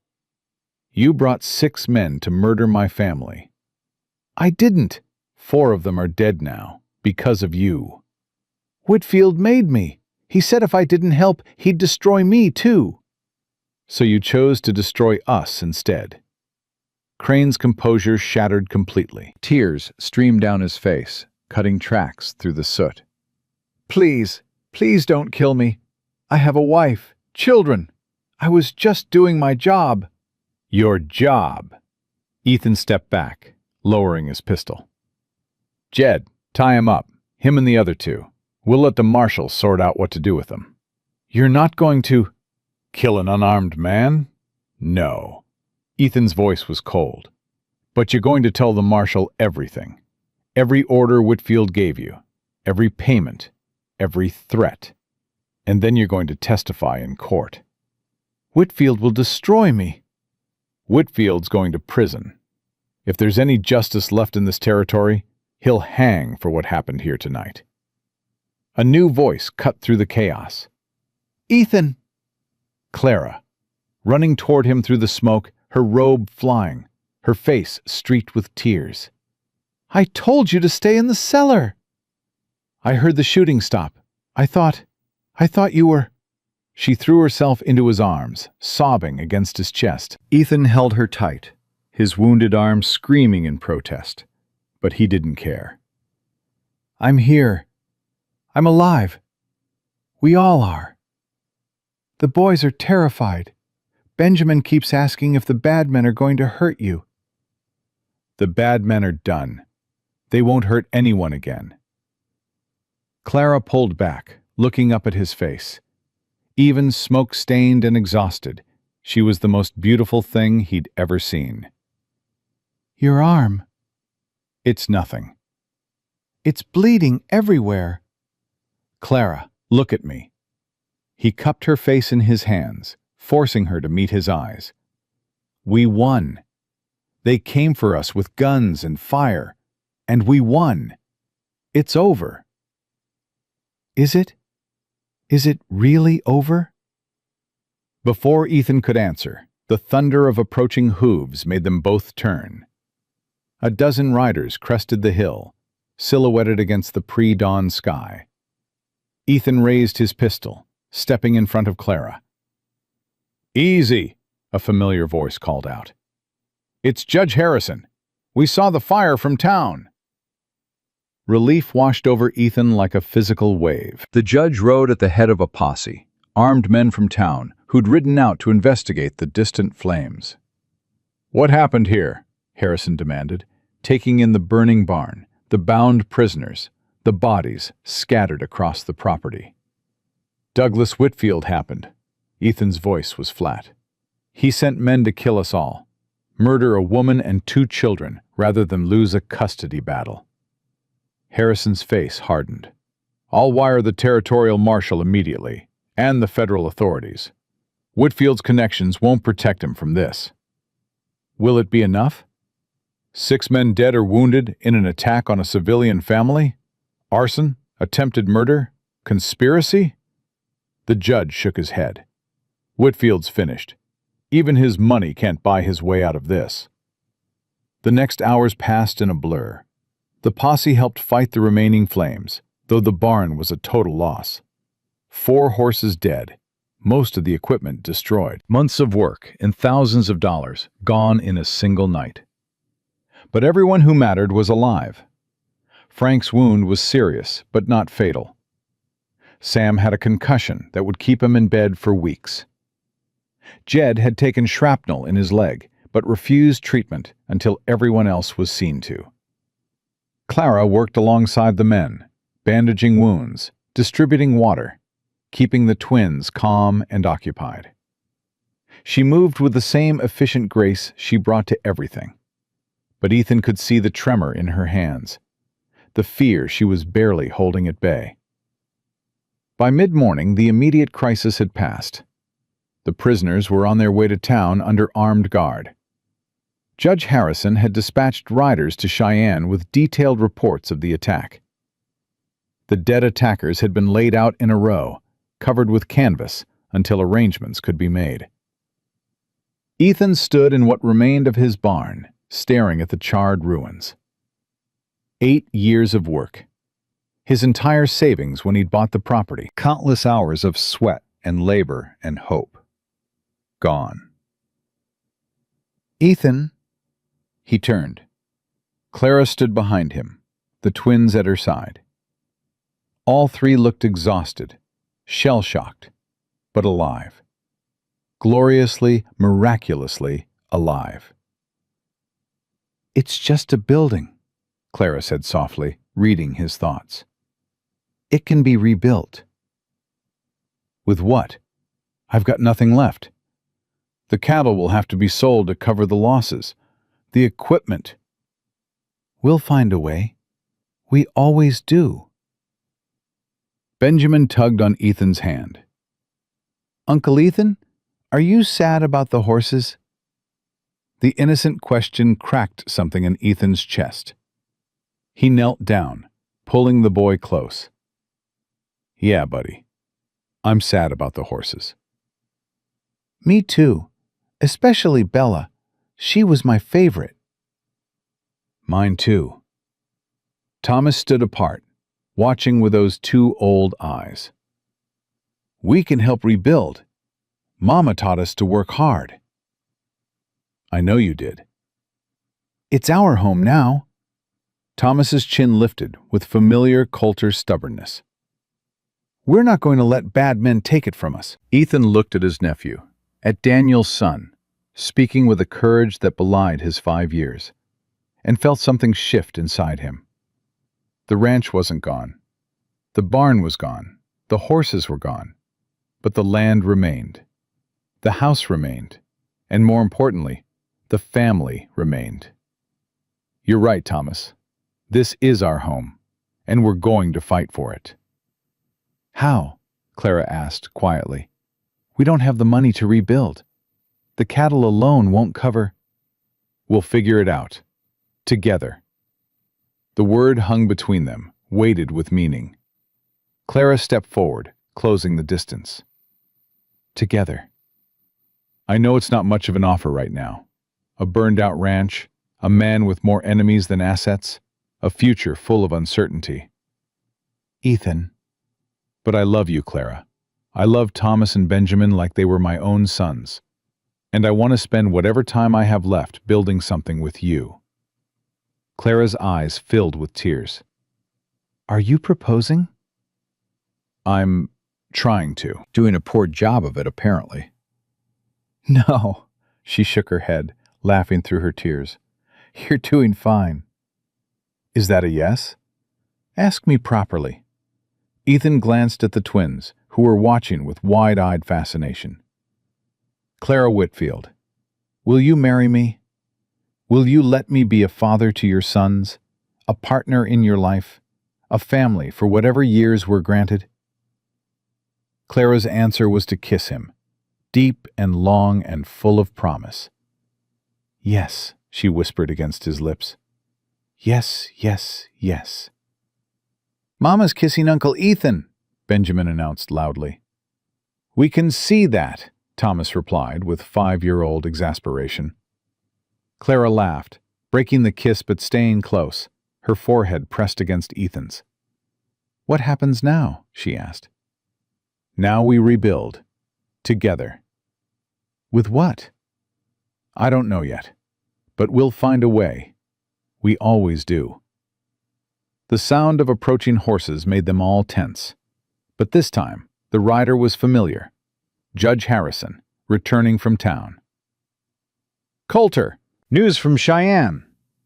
Ethan stepped forward, Clara and the twins close behind. "What kind of news?" Harrison dismounted, his weathered face creased with satisfaction. "Douglas Whitfield was arrested this morning. Federal marshals took him into custody based on my wire. They're charging him with conspiracy to commit murder, arson, and attempted kidnapping." "Will it stick?" "Crane's already talking. Gave up everything. Names, dates, payments. He's trying to save his own skin by burying Whitfield." The judge smiled grimly. "Between his testimony and the evidence from last night, Whitfield's looking at 20 years minimum.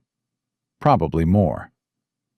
Clara's hand found Ethan's, squeezing tight. "It's really over?" "It's really over. The man who's been hunting you for 4 years is going to prison. Your sons are safe." She sagged against Ethan, all the tension draining from her body at once. He wrapped his arms around her, holding her upright. "There's something else," Harrison continued. "The Whitfield estate lawyers are scrambling. With Douglas facing prison, the family's assets are frozen pending investigation. But there's talk of a settlement." "What kind of settlement?" "The twins were named in William Whitfield's original will, before Douglas had it modified to cut them out. If their claim can be restored, they'd be entitled to a significant inheritance." Ethan shook his head. "We don't want Whitfield money." "It's not Whitfield money. It's money William intended for his children, or the children he believed were his." Harrison shrugged.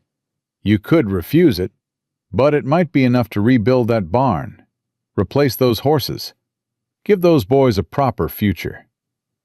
Clara looked up at Ethan, the question in her eyes. "It's your decision," he said. "They're your sons." "They're our sons now. You said so yourself." "Then we decide together." Clara was quiet for a moment, thinking. Then she turned to the twins. "Thomas, Benjamin, how would you feel about having money from the Whitfield family?" Benjamin looked confused. "What money?" "Money that could help us rebuild the ranch, buy new horses, make our home better." Thomas's gray eyes, Daniel's eyes, were thoughtful. "Is it bad money?" "It came from bad people, but it was meant for you before those bad people took it away." "Then we should take it back." Thomas's jaw set with determination. "It's ours. They stole it, and now we're taking it back." Clara smiled. "That's one way to look at it." "Do it," Ethan said to Harrison. "File whatever claims you need to file. If that money was meant for Daniel's sons, then Daniel's sons should have it."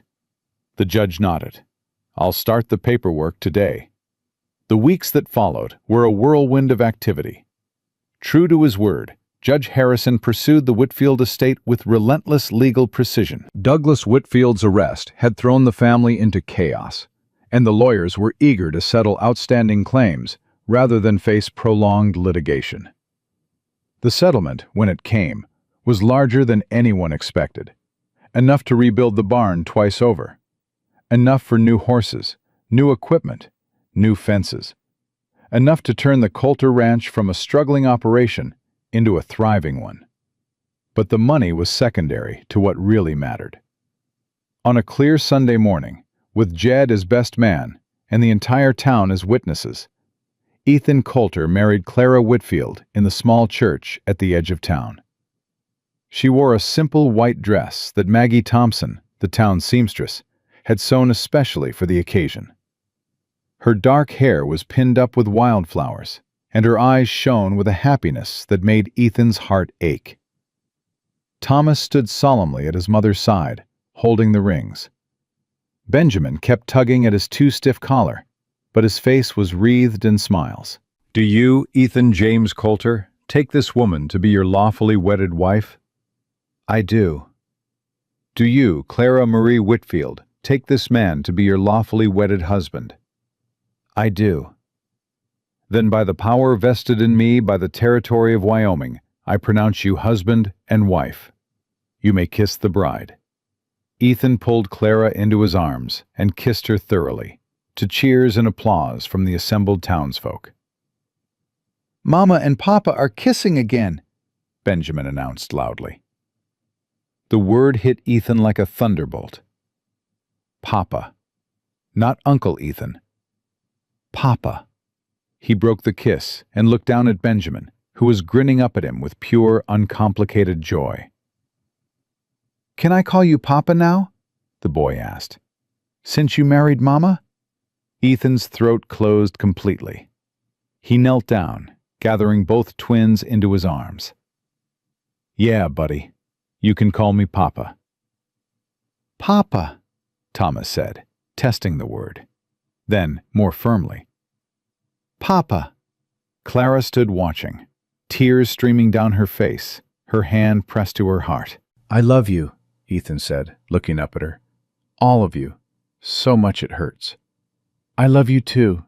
She knelt down, joining them in the embrace. "My husband, my family." They stayed like that for a long moment, the four of them tangled together, while the town looked on with approving smiles.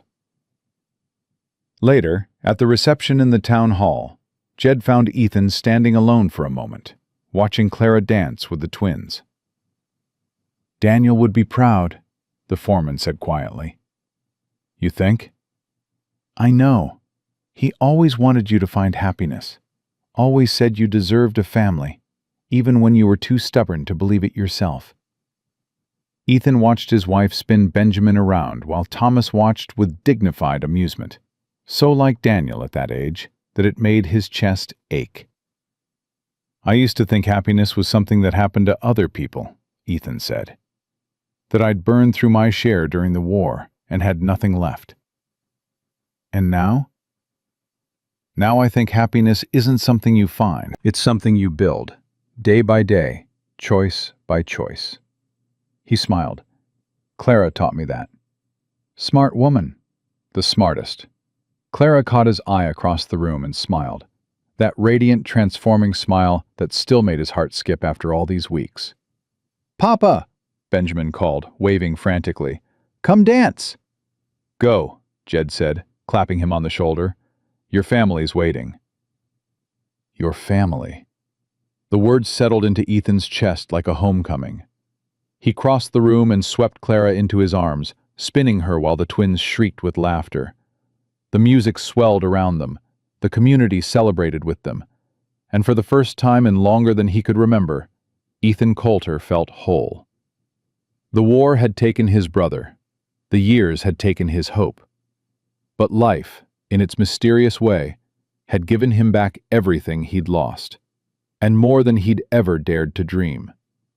A wife who loved him, sons who called him Papa, a future worth fighting for. And it had all started with a desperate woman on his doorstep, 2 little boys with his brother's eyes, and a prayer that had finally been answered. 1 year later, the Coulter Ranch looked nothing like the burned-out ruin it had been. The new barn stood twice as large as the old one, built with lumber from the mountains and sweat from men who'd become family.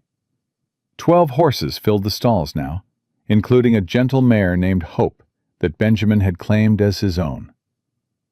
The cattle herd had doubled, the fences stretched for miles, and the house had finally become a home.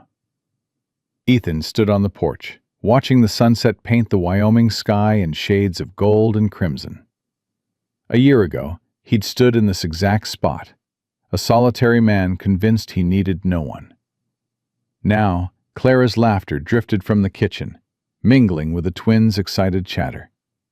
The smell of fresh bread filled the air. And somewhere in the back of his mind, Daniel's voice whispered approval. "Papa!" Benjamin burst through the door, nearly knocking Ethan off his feet. At 6 years old, the boy had lost none of his exuberance. If anything, security had made him bolder. "Mama says dinner's ready, and she says if you don't come now, she's giving your portion to Jed." "That's so." "That's so." Clara appeared in the doorway, her hand resting on the swell of her belly. 7 months pregnant, she glowed with a vitality that took Ethan's breath away every time he looked at her. "You wouldn't really give my dinner to Jed." "Try me."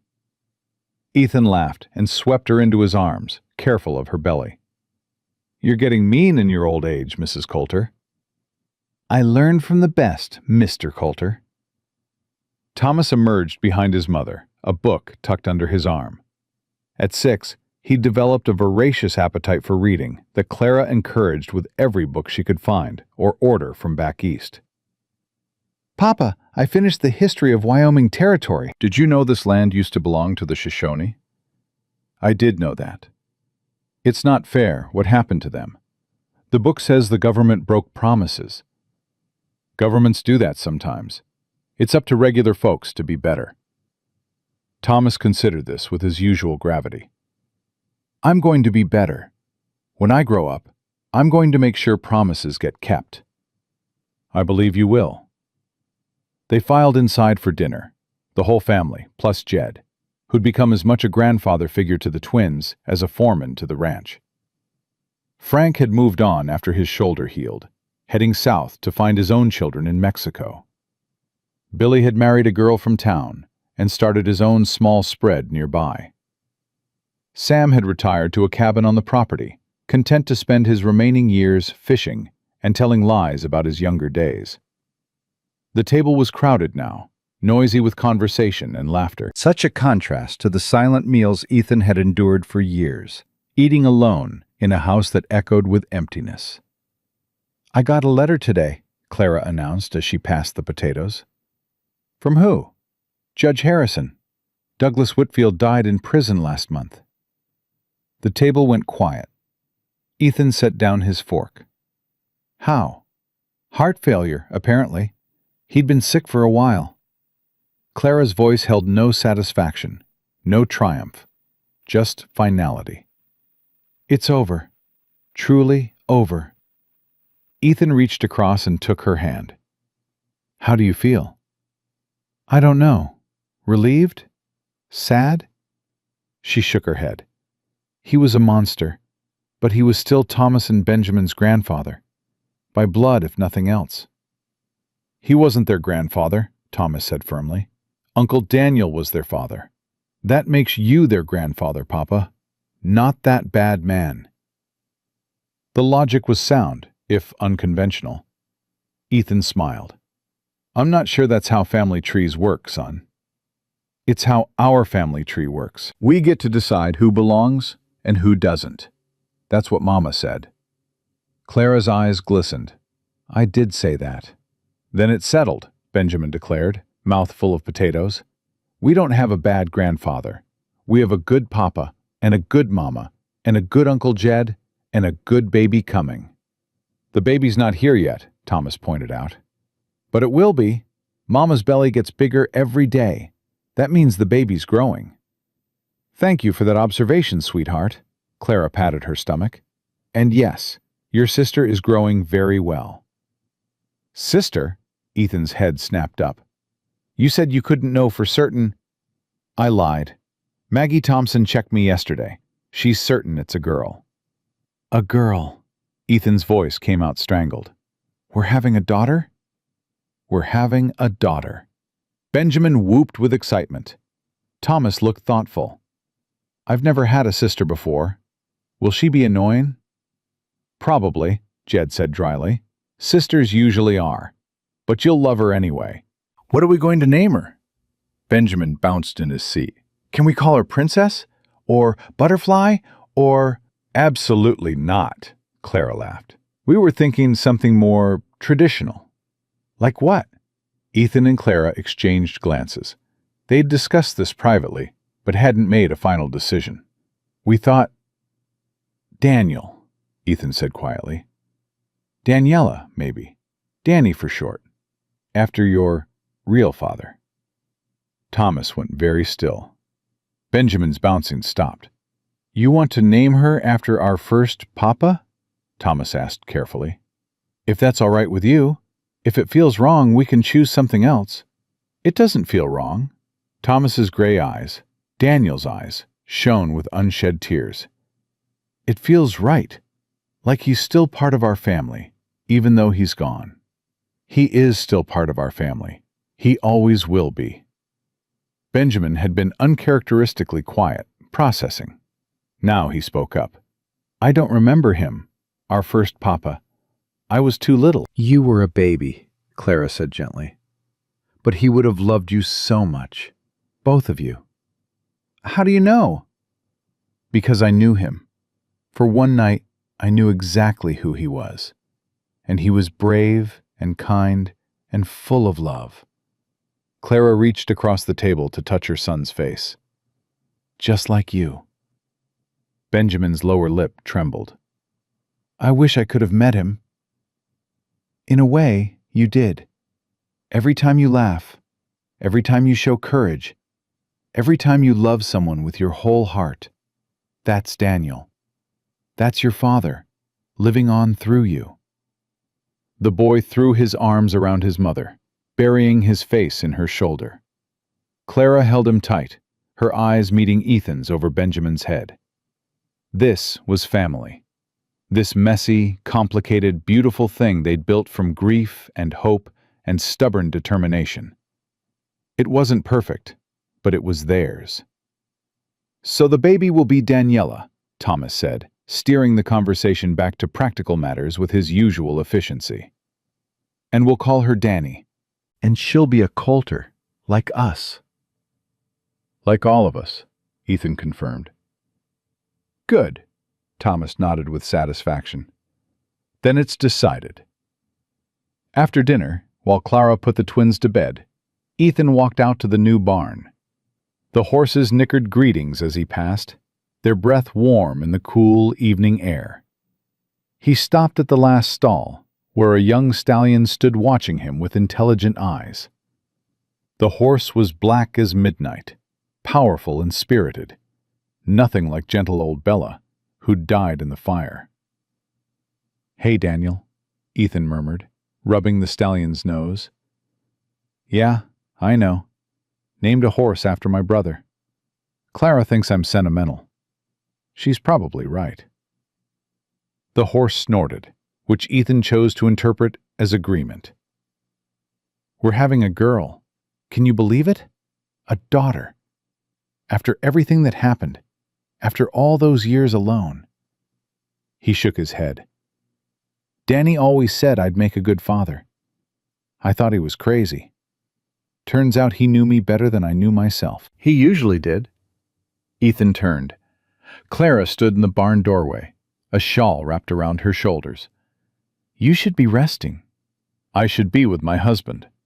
She crossed to him, leaning against his side. "Talking to the horse again?" "He's a good listener." "So am I." Ethan wrapped his arm around her, pulling her close. "I was thinking about Daniel, about how different everything would be if he'd survived the war." "You wouldn't have the boys." "No. They'd have a different father. A better one, maybe." "Not better." Clara looked up at him, her expression fierce.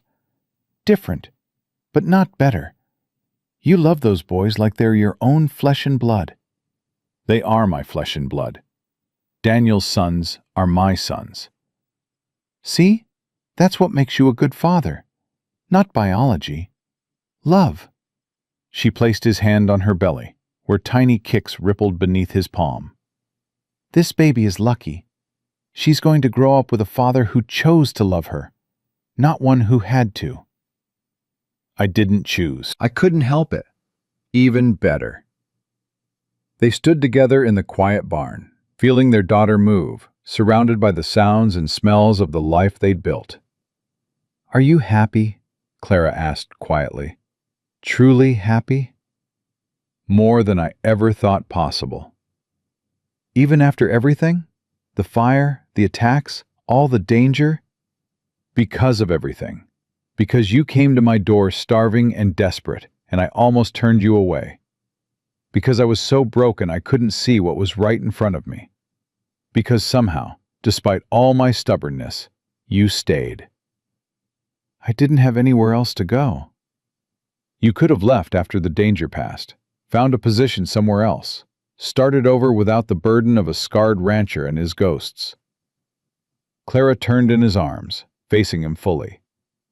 "Ethan Coulter, you listened to me. I stayed because I wanted to stay. I married you because I loved you, not because I had no options. You gave me a home when I had nothing, yes, but more than that, you gave me hope. You showed me that not all men are monsters, that some of them are heroes. I'm no hero. Tell that to the boys. Tell that to your hands, who would follow you into fire. Tell that to Judge Harrison, who calls you the most honorable man in Wyoming territory." She cupped his face in her hands. "You're a hero, Ethan. My hero. And I'm going to spend the rest of my life making sure you believe it." "Clara." "Shut up and kiss me." He did. The summer passed in a blur of preparation and anticipation. Clara's belly grew larger, and so did the family's excitement. The twins talked of nothing but their coming sister, debating endlessly about what she'd look like, what toys she'd like, whether she'd prefer horses or books. "She'll like both," Thomas decided. "Like me." "She'll like horses better," Benjamin insisted. "Like me." "She'll be her own person," Clara interjected, mediating, as always. "And you'll love her no matter what she likes." "Obviously," both boys said in unison. The hands threw themselves into preparations with unexpected enthusiasm. Jed built a cradle from cherry wood, carving delicate flowers into the headboard. The new hands, men hired to replace those who'd moved on, contributed blankets, toys, small gifts accumulated from town. Even Judge Harrison sent a present, a silver rattle that had belonged to his own grandmother. "This territory needs more Coulters," his note read. You're the kind of family that builds civilization from wilderness." Ethan read the note 3 times before Clara caught him wiping his eyes. "Dust," he claimed. "Of course." She smiled knowingly. The baby came early, on a sweltering August afternoon when the air hung thick and still. Clara's pains started just after noon. By evening, she was in full labor, with Maggie Thompson attending and Ethan pacing the hallway like a caged animal. "Papa, you're making me dizzy," Thomas complained. "Then don't watch." "I can't help it. You keep going back and forth." Benjamin had fallen asleep on the settee, exhausted by the tension. But Thomas stayed awake, his gray eyes tracking his stepfather with concern. "Is Mama going to be all right?" "She's going to be fine. Women have babies every day." "But she's in pain. I can hear her." Ethan knelt beside his stepson, taking the boy's hands. "Yes, she's in pain, but it's good pain, the kind that brings new life. Your mama is the strongest woman I've ever known. She survived 4 years alone with you and Benjamin. She survived Douglas Whitfield. She survived the fire." He squeezed Thomas's hands. "She can survive this." "How do you know?" "Because I believe in her, the way I believe in you." Thomas's chin trembled slightly. "I'm scared." "Me too. But being scared and being brave aren't opposites. Being brave means being scared and doing what needs to be done anyway." "Is that what you did when the bad men came?" "That's what we all did. You, your brother, your mama, me. We were all scared, and we all fought anyway." A sharp cry from the bedroom made them both freeze.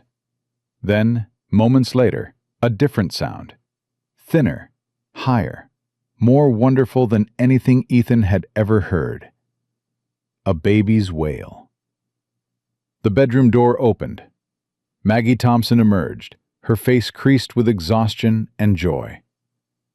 "Mr. Coulter, would you like to meet your daughter?" Ethan's legs nearly gave out. Thomas grabbed his hand, steadying him. "Go, Papa. Go meet my sister." He went. Clara lay in the bed, pale and sweat-soaked but radiant. In her arms, wrapped in soft white cloth, was the smallest, most perfect creature Ethan had ever seen. "Come meet Daniela," Clara whispered. Ethan approached on shaking legs. He sat on the edge of the bed, and Clara placed the baby in his arms. She was tiny, impossibly tiny, with a wisp of dark hair and features still scrunched from the journey of birth. But when she opened her eyes, Ethan's heart stopped. Gray. Storm cloud gray. The same gray as Daniel's, as Thomas's, as Benjamin's. "She's got the Coulter eyes," Clara said softly. "She's perfect." "She's ours." Ethan traced a gentle finger across his daughter's cheek. She turned toward the touch, instinctively seeking warmth. "Hey, Danny," he murmured. "I'm your papa. I know I probably don't look like much right now, scared and shaky and completely unprepared. But I promise you something. I'm going to love you every single day of your life. I'm going to protect you and teach you and watch you grow into whoever you're meant to be." The baby made a small sound, almost like agreement. "Can we come in?" Thomas's voice came from the doorway. Behind him, Benjamin had woken up and was practically vibrating with impatience. "Come meet your sister." The twins crowded onto the bed, careful of their mother, their eyes fixed on the tiny bundle in Ethan's arms. "She's so small," Benjamin breathed. "She'll grow," Clara assured him. "She looks like us," Thomas observed. "The eyes." "She's a Coulter, just like you." Benjamin reached out one tentative finger to touch his sister's hand. Danny's tiny fingers curled around it, gripping with surprising strength. "She likes me." Benjamin's face split into a grin. "Thomas, look! She's holding my finger. She's just grabbing. It's a reflex. I read about it. She's holding my finger on purpose. She knows I'm her brother. Thomas rolled his eyes, but didn't argue. He was too busy staring at the baby with an expression of fierce protectiveness that reminded Ethan so strongly of Daniel that his chest ached. I'm going to teach her everything, Thomas declared.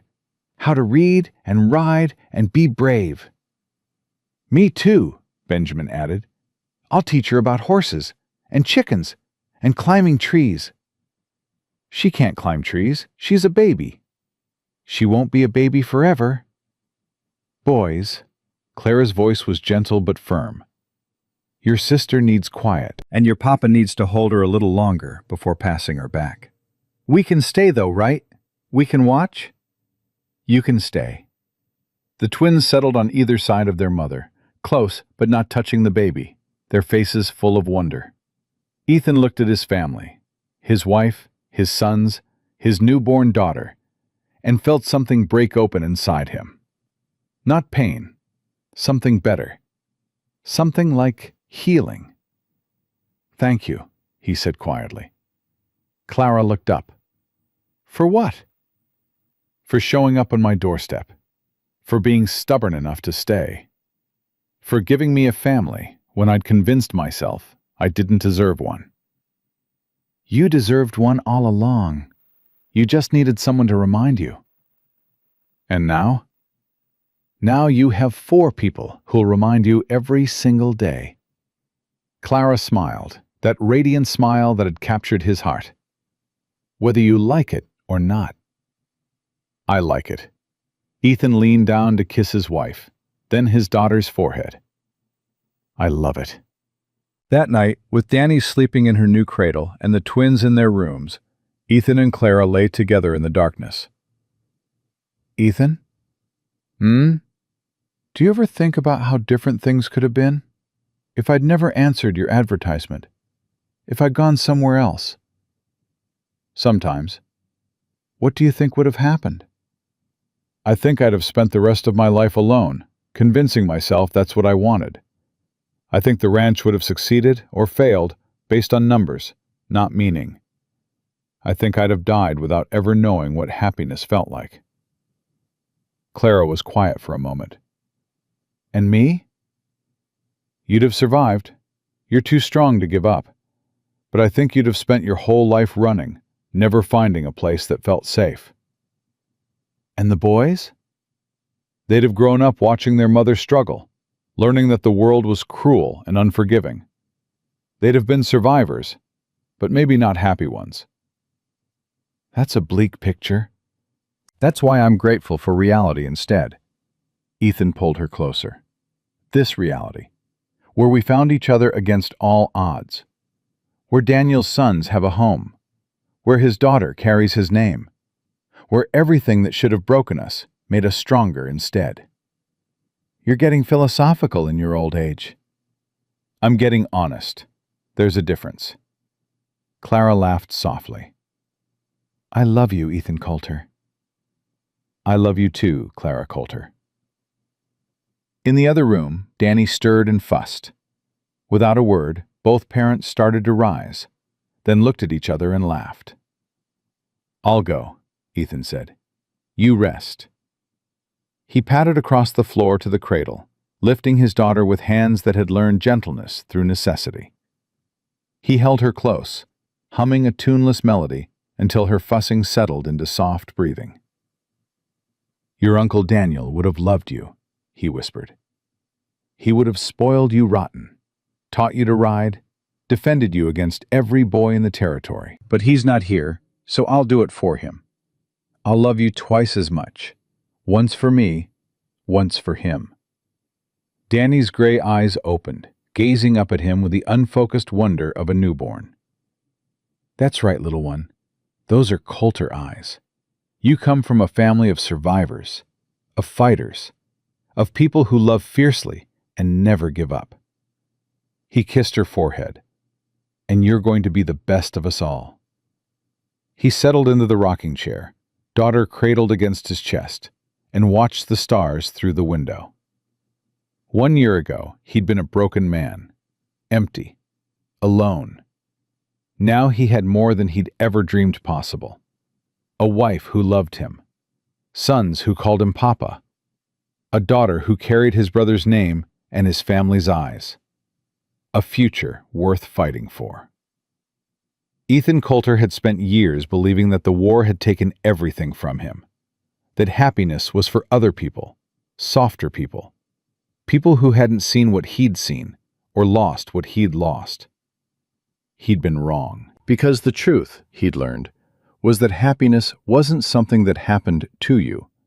It was something you chose, something you built, something you protected with everything you had and refused to let go of, no matter how hard life tried to tear it away. Clara had taught him that.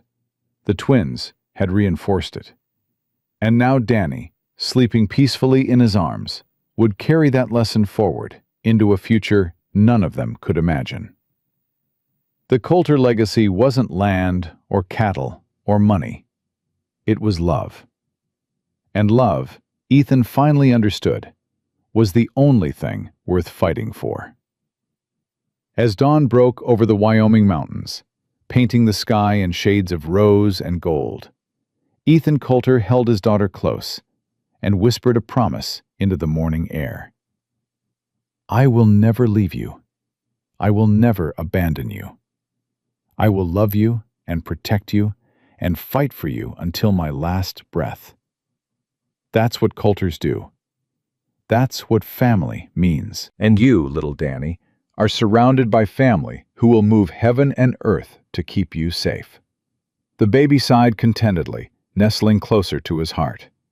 And Ethan smiled, because after all the pain and loss and struggle, after all the years of emptiness and the nights of despair, he had finally found what he'd been searching for without knowing it. He had found home. Not a place, not a building, not even a ranch carved from wilderness by blood and sweat. Home was Clara's laugh, Thomas's questions, Benjamin's boundless energy, Danny's tiny fingers curled around his thumb. Home was love.